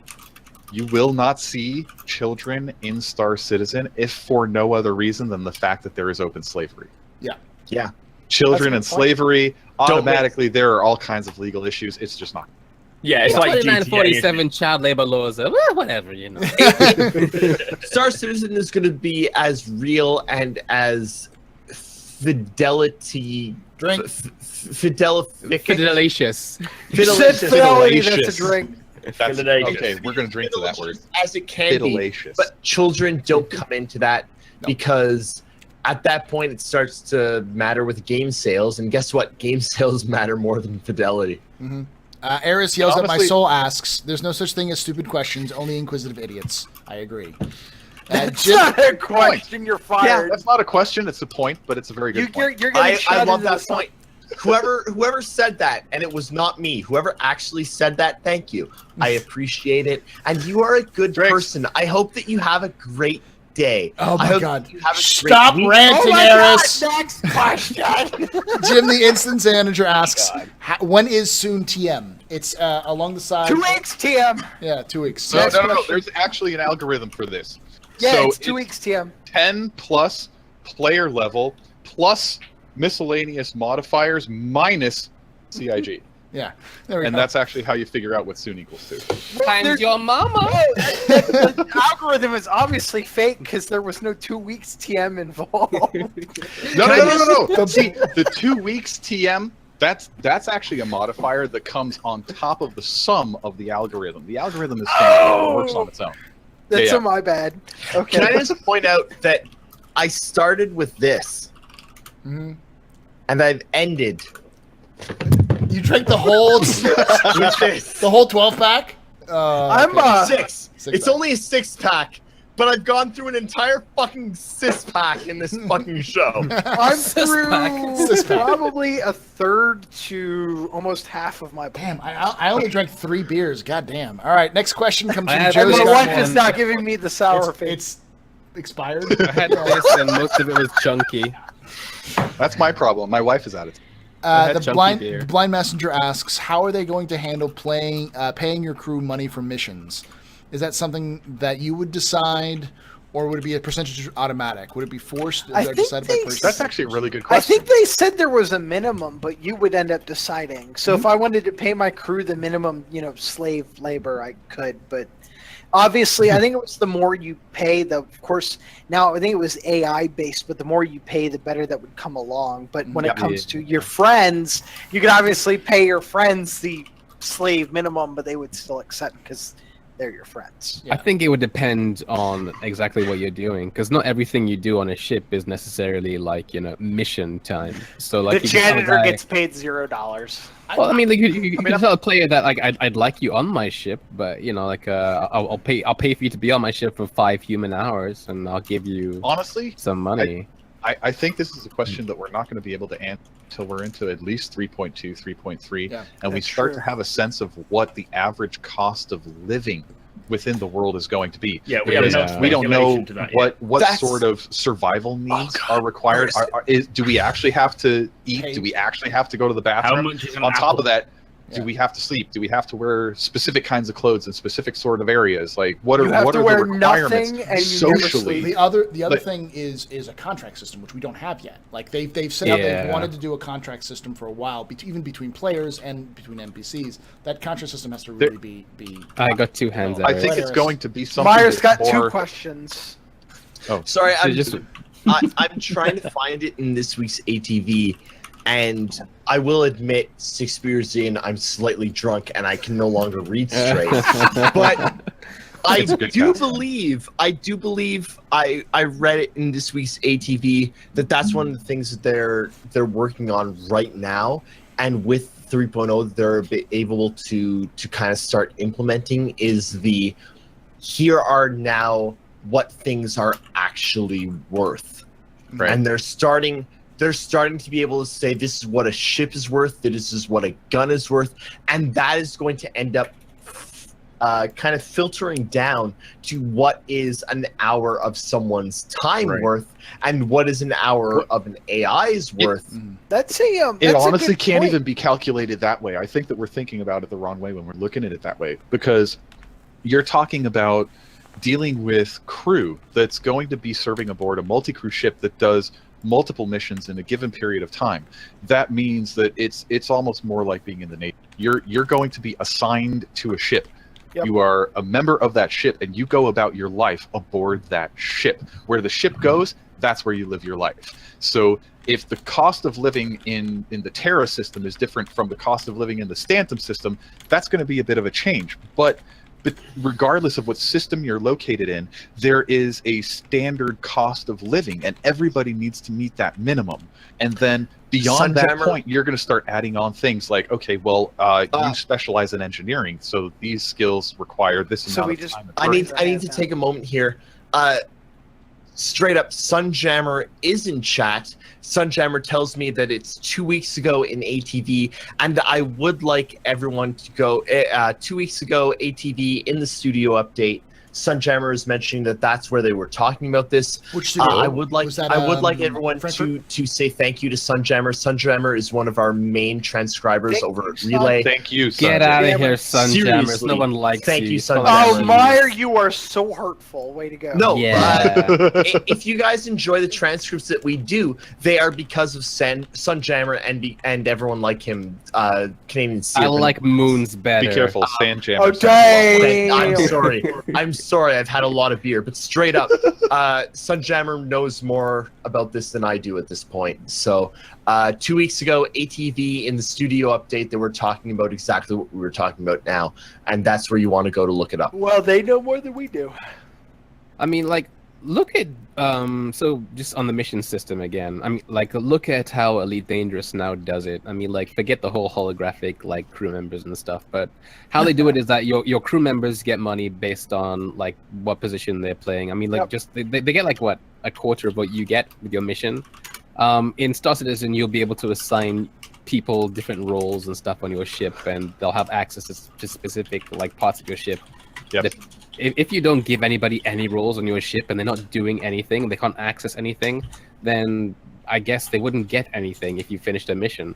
But if you Right. would assign them as co-pilot, then maybe there might be some kind of algorithm, and the game might say, you should probably give him that much, and then maybe you can then change it to say, no, he was just. and that's No, you that's get what- 2%. That's where we go back to what I was saying before, where Yeah. you've got that basic cost of living where everyone understands it's going to cost you 50 UEC a day just to live. You know, Yep. meals, food, Another rent, thing so on that and so Elite forth. And then Dangerous does that Meyer doesn't mention is if you have crew members, you actually get more payout. The game physically gives you more because you have crew members Yeah. and wing members. So having those specialists aboard, being able to achieve your mission goals and objectives Yep. with a higher sense of efficiency and proficiency Yep. will definitely give you a higher payout in the end. Yep. Definitely. Next question. Moving on from this because we do. It was a good discussion, but I just want to move on. we need to do like a lightning round. Joe's Got More Yes. asks, bounty hunting versus mercenary work. Which do you think will get more non-deadly weapons, or will Bounty. shooting someone always leave them near death? I.e., bounty will, because you've Also got to pirates. be able to take them alive, haven't I you? say And also more bounty of the- probably, yeah. Bounty hunters and pirates. Yeah. I wouldn't be surprised if pirates knocked out ships, boarded ships, and then used non-lethal weapons to knock out their. That's a their really prey. good point. I To would steal the actually say loot. pirates even more than bounty hunter. Yeah. Very good Next question comes from Kazansky22. What are your guys' opinions on the stealthy killing people with concealed weapons in safe zones? Yeah. No. You're gonna die. Cameras. Big It Brother depends was how you feel everywhere about in it. 900 I years. see. Yeah, Don't- Big Brother will don't- know that you were standing next to somebody that. Don't go into So the back actually- alleys of our core. That's all. Moby Glass black box. They Mo- talked about this a number of years ago, probably 2 years ago, when they were talking about how even in safe zones, if someone had combat open, that everyone would be aware of that combat. Like everyone would shift into combat mode, which is into first person. You don't get combat in third person. That kind of idea doesn't really fit with the idea of walking up to someone in a bar when everyone's in completely non-combat and shanking them. It doesn't work with that. You need the idea of everyone being able to react to combat. So even if you're a bounty hunter, trying to find a criminal, I think that once you get within a certain radius of that criminal, they might also have the ability to see. You're not just going to be able to walk up to them and shank them in the stomach and handcuff them and cart them off, because that wouldn't be fair to everyone else. So, Eris, they actually reiterated on what you were saying earlier about PvP in general, not like on foot. Yeah. But in 2 weeks ago in the booty call, Booty call? yeah, it's called That's booty one of call. the It's lore a posts. lore post segment.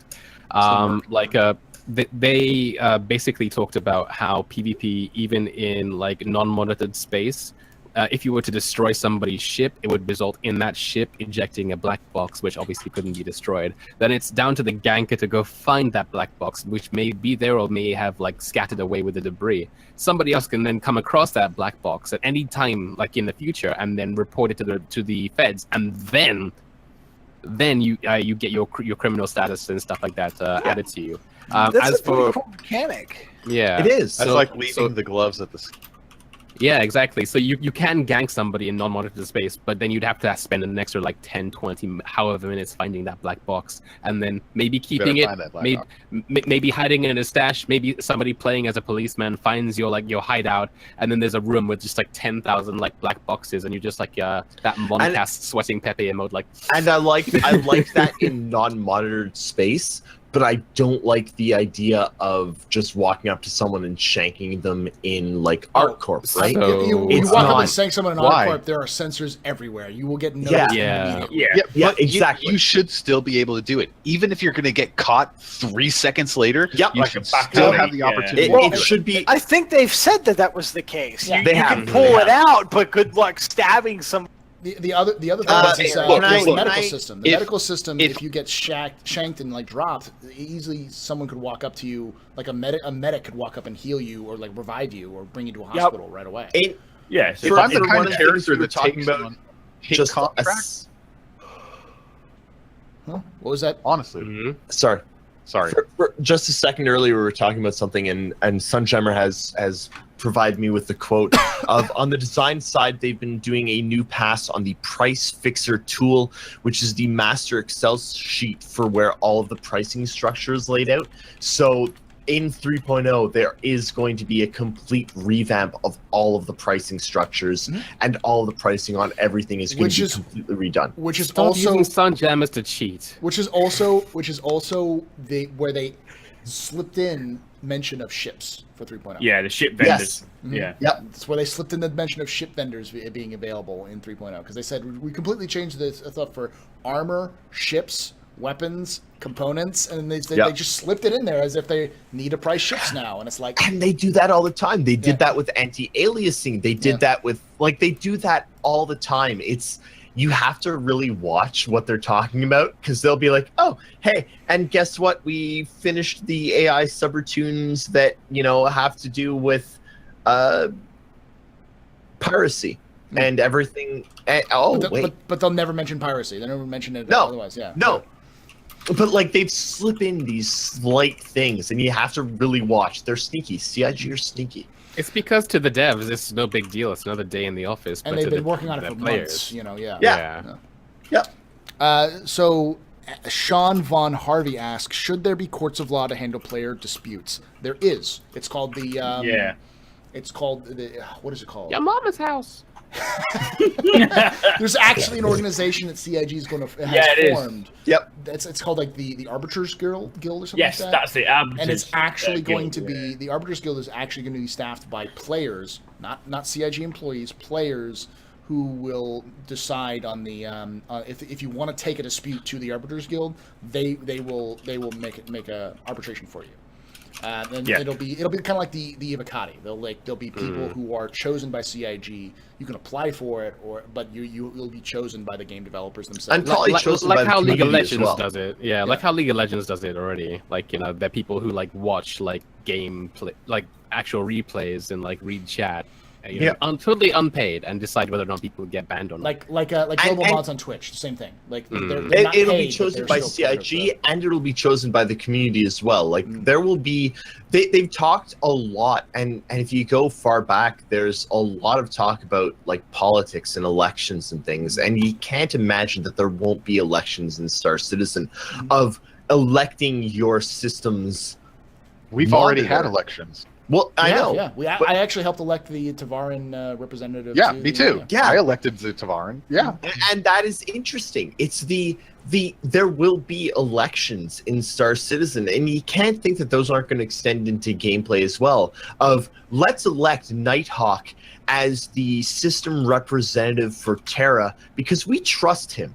Or no, let's elect trust him? Meyer. Let's elect Meyer All as the system space week for representative. everyone. Let's elect Meyer as the system representative for Terra because he's going to give free turtles to everyone. Turtles. Meyer, I want my damn turtle.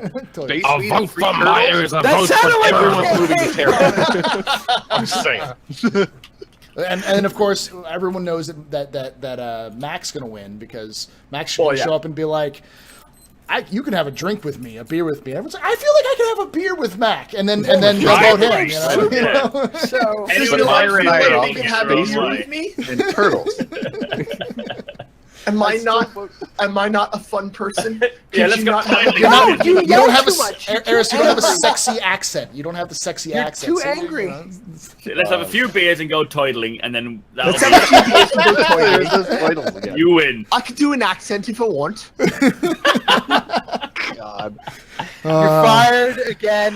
You're It's fired. about time. You can't fire Next me. question. The next question Gotta comes run. from the blind messenger who asks, if you're flying over a planet and land on an elevated plane and fall off the side, how would you get back into your ship? Assuming you can't climb back on, would you jump EVA back on? thrusters. That's my first question. Am I? Yeah. You won't be able, or you'll have to call for help. That's the answer. Alt F4. Flare gun. Answer. Yeah. The other answer is don't be a dumb and land on an inclined Alt slope. F4. You know, you dumbass. Or maybe you could press a button on your mobilclass, which will cause your ship to come retrieve you. Yeah. Oh, Running kind of over. like Elite, where you can Auto call valet. it to come back Or and land. fire in a your flare. Basically, it's like the easiest option, right? The next I question. wouldn't be surprised if they had that. The next question comes from Grimmy 010. Do you think CIG will have AI mutiny? No.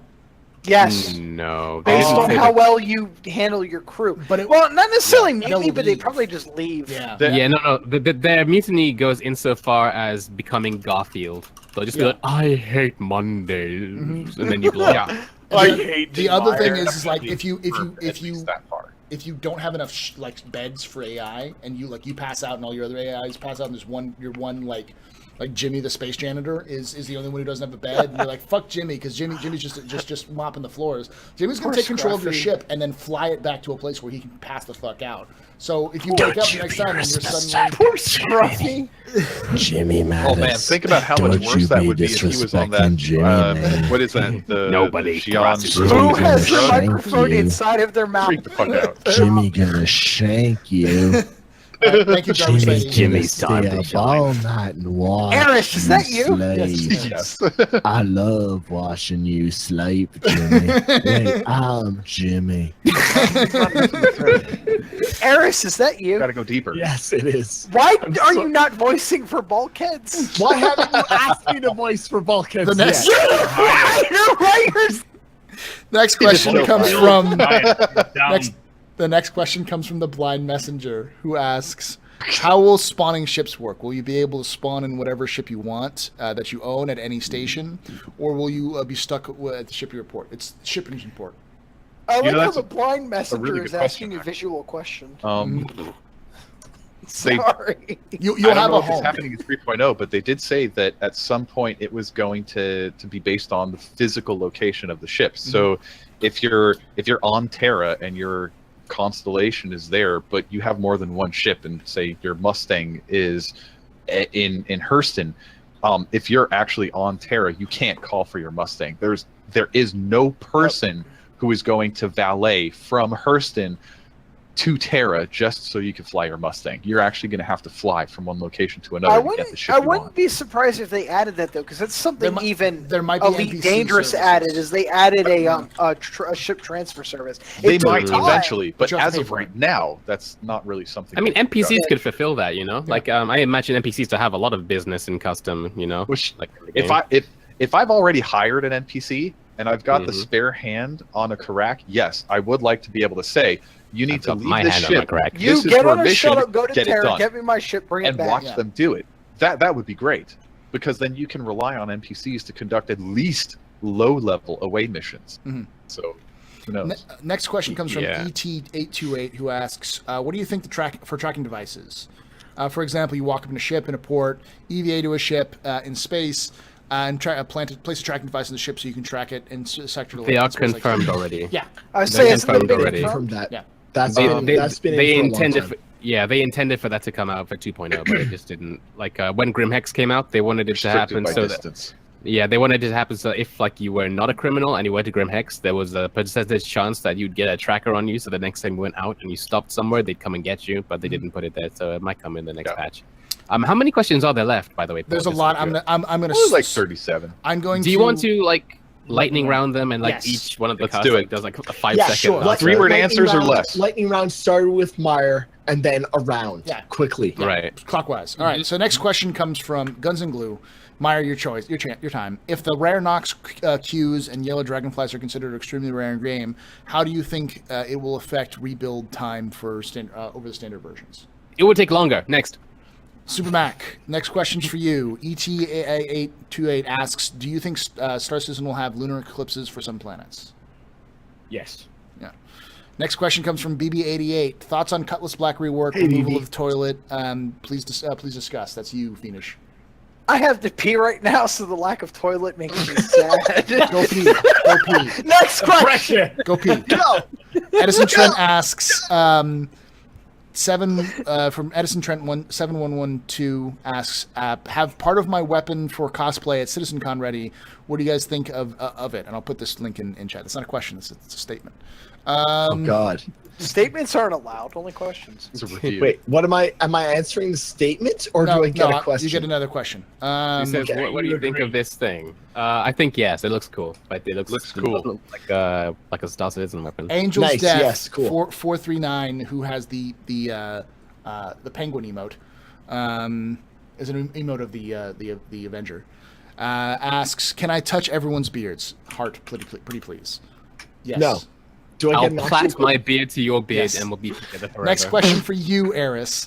Okay. Kazansky22 asks, how much wood could a woodchuck chuck if a woodchuck could chuck? A woodchuck could chuck hardwood, softwood, redwood, dogwood, something, hickory beech. He chuck hardwood, softwood, redwood, yeah. Okay. Next Woodchuck, question. answer is- woodchuck as much wood as woodchuck could chuck wood. There you Woodchuck go. could chuck wood. My answer comes in the form of a question. Does the woodchuck own a reclaim? So, Nighthawk, this is your question. Headcloud asks, is anyone looking forward to Kingdom Come Deliverance? Yes. I'm pretty sure there are a lot of people who are Mac waiting actually for does it videos eagerly. on Kingdom Come Deliverance, so I've seen him do a couple update videos, yeah. So I'm actually, to be honest with you, a little more excited for the crossbow blaster for Star Citizen from Kingdom Come Deliverance. no, But that's from Yeah. was that not Kingdom Come? No, it's it from was. an I thought it was. It's from the CryEngine-based MMO. It's from another. But anyways, Yeah. Kingdom Come Deliverance, yeah. No, it was from Kingdom Come. Anyway. All right. Anyways, Red SCDE asks me, what do you guys think about the Cutlass rework? It looks feckin' fantastic. I think it's a much better version. The question is now, how will it fly? Is it going to be fly better or will it With handle wings and engines. Depends on the flight model. It's like a thrown brick. Sherman already said that the flight modes are going to be exactly the same as it is right now, Which is if good. not just a little bit different because of 2.0. Which is good because I it's think tough. It fits that role that it should be right now. Headclot asks Meyer, have they talked about the player counts that they are targeting for 3.0? No, get out. Joe's Got More asks Super Mac Bro, what do you think about the ground-based fuel repair salvage vehicles? Do we need them? Yes, definitely. We need multiple flurry. Crazy Canuck asks Fiendish Feather, Saber Raven, any info? No. I hate this saber. Go No. move along. Next question comes from Red SDC. I like how you just have a snake wrapped around your neck.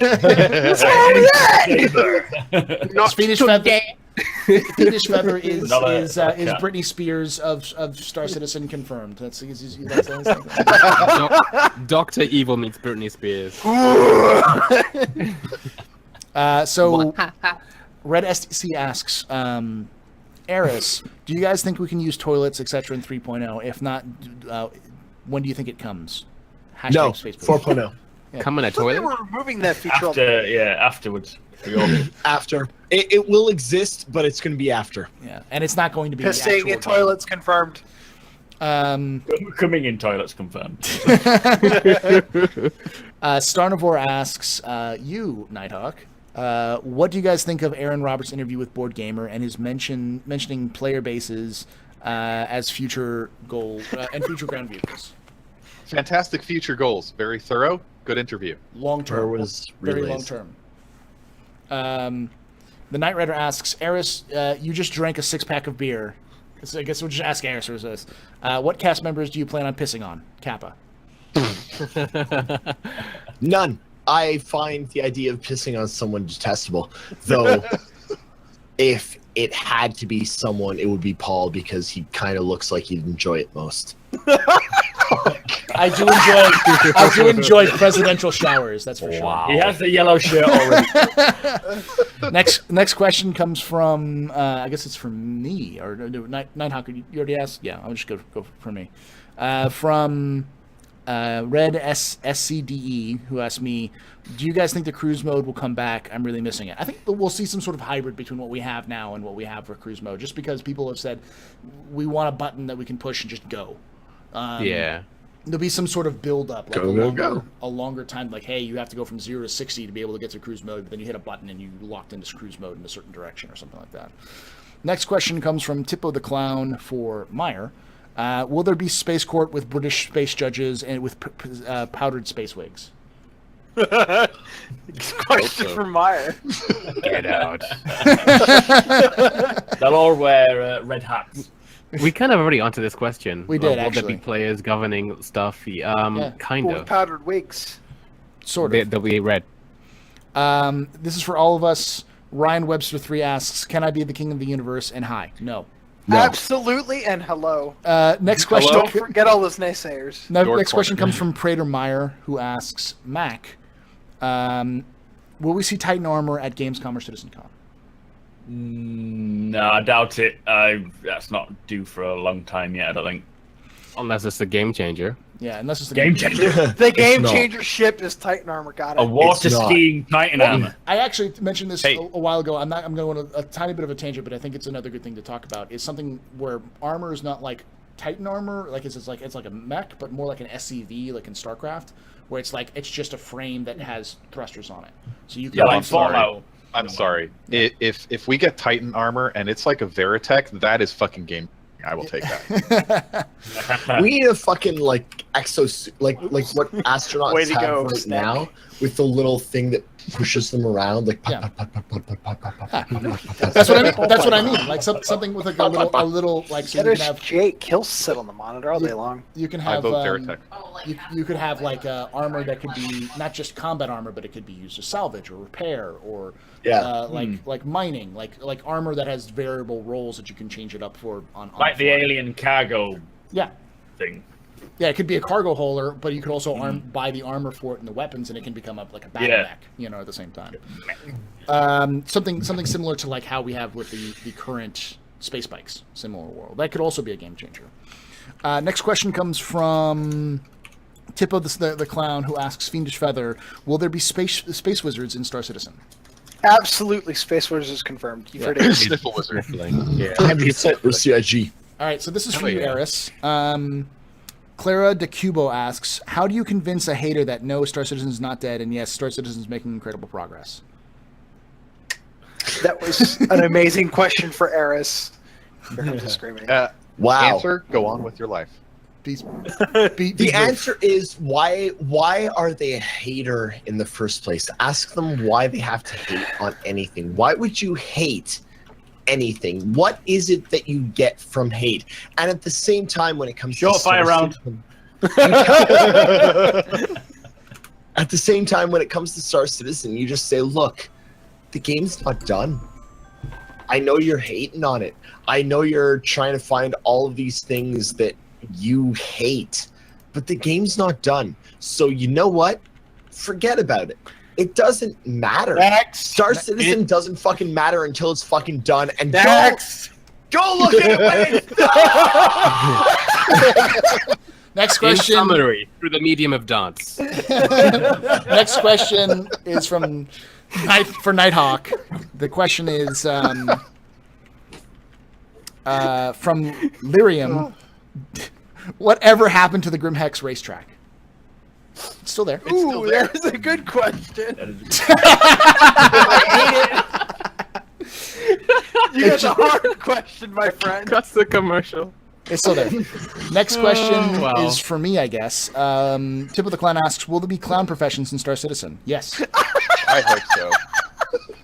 Literally, There better be. there better be fucking Confirmed. bartending professions, but that's just me. That's just the space bartender in me. Dude, I would hire you on I mean, I would Night think there would be Jump in a heartbeat. bartending professions since they're talking about cooking. I will pay for exclusive rights for you to bartend on my 890 jump. No, that worked. And let's think about the Genesis concept. Mhm. They were talking about mixing drinks for different seats, and I wouldn't doubt that there would be some sort of entertaining profession in the sense that players may pay other people to be entertainers. Who knows?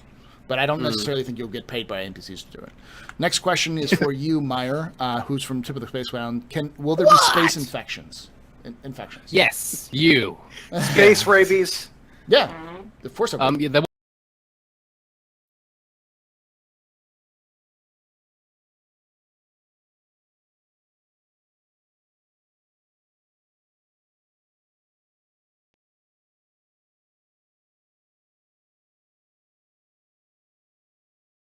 that should be lost forever. No, they should have their own armor. Horrible question. Yeah. They should have like pet armor that you can put them in a bubble, and they'll just be floating after the wreck's blown up around them, like a black box, and you've got to go and find it, and it'll just be sat in this box. I've got an LTI space dog. Doesn't matter. Fiendish Feather. This is the question for you. Actually, it's for Eris. Eris, if you piss on Paul, the question is not can I record it, but how much will you charge per view?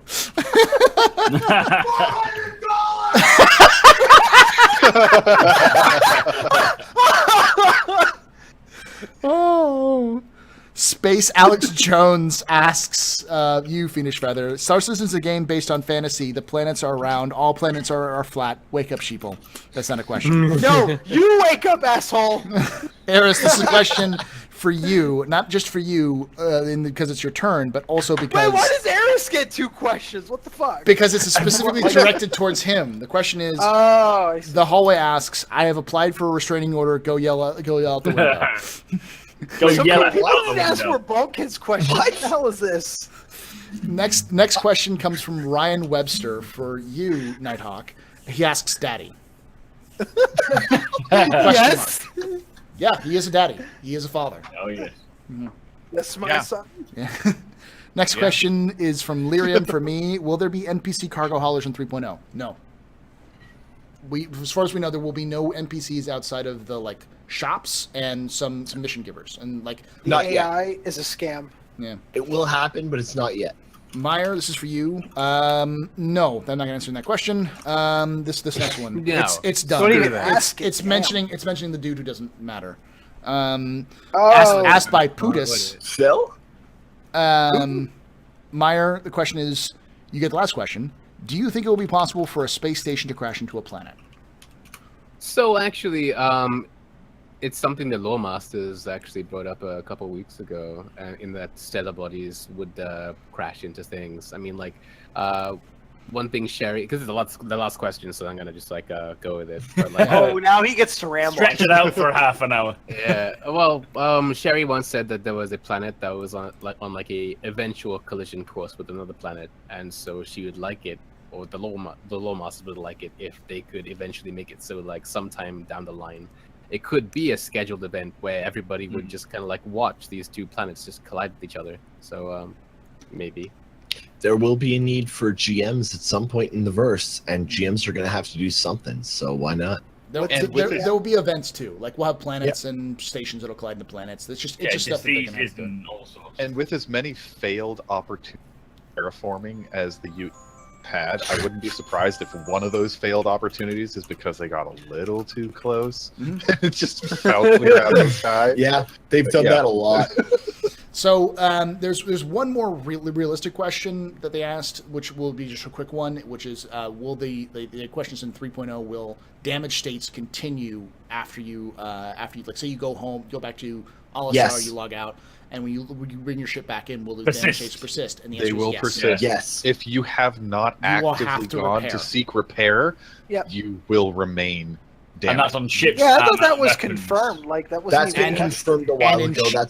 And insurance will kick in 3.0, so it's gonna be Yep. something more than what we have now. So you the idea is to reduce the ability to just like lol. I'm gonna Now, go blow my just to ship up. and confirm, then get so it you don't running. freak anybody out here, the insurance exists, but it is not permanent to your account, correct? No, Exactly. not yet. Okay. It's still all alpha. It still doesn't really matter. It's permanent to None your of account until they do the In reset. that patch, Yeah, right? yes. Right. None of this is going to matter until the game is actually final. When it's final, the insurance is actually going to be a legitimate thing that you actually have to worry about. Until then, it's like a temporary thing that they're going to use, honestly, quite frankly, to test. They need to test the monetary system and the borrowing system and the respawning of ships system and all these various systems. They need to test them, because otherwise how do they know how long it takes to respawn a freelancer? The only way is if they sit there and they test it numerous times. And that's what these tests are going to be for. In 3.0 and 4.0 and beyond, that's what all of them are going to be for. None of them are going to matter. You're not going to lose your ship. That's going to come later. And quite frankly, if you suck later in the game, then your ship is fucking gone, and fuck you. Good. Get good, son. Get good. So that's the last of the questions. Thank you guys all so much for hanging out with us. It is not the longest Captain's Table ever, but we are sitting at we can 3.5 continue. hours. Oh, you suck! You should have made it the longest. Come on, we can That's go your on fault. for another 20 minutes. Let's be clear. I could talk for another 20 minutes just about Meyer. You know, nobody not to mention. Nobody asked any Bulkheads questions for Meyer. So Meyer yeah, got you to should answer all of at the them. very least you should go to bulkheads.tv and follow them on their YouTube and all those sorts of things. You should watch the latest episode, which is already out. And direct any hate toward Meyer. It's his fault. That was my fault. I'm the writer. Nope, Meyer's fault. Oh, sweet. Meyer's fault. Everything's Meyer's fault. Blame it on Meyer. So I suppose I got that coming. thank you guys all for hanging out with us. Again, follow all these wonderful people. And if you guys want to catch this live, if you guys just missed this, or if you are watching this and pre-recorded, we go live on Saturday, 3 p.m. Pacific, 6 p.m. Eastern, 11 p.m. British summertime, midnight Central European summertime. Yeah, you can catch us on YouTube, as well as we do a vodcast at the end of the cast, just to make sure you can do this. But we're gonna head out. I'm gonna go raid someone who is new to Star Citizen, a new person, like one of the smaller people on Twitch. So we can go hang with them. So and like I say every night, hope to see you guys again soon. But if I don't, hope to see you someday in the black. Have a good night, guys. Good night, everyone. Good night. Universe.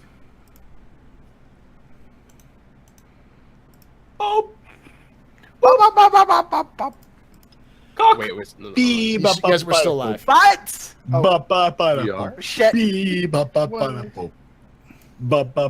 Oh.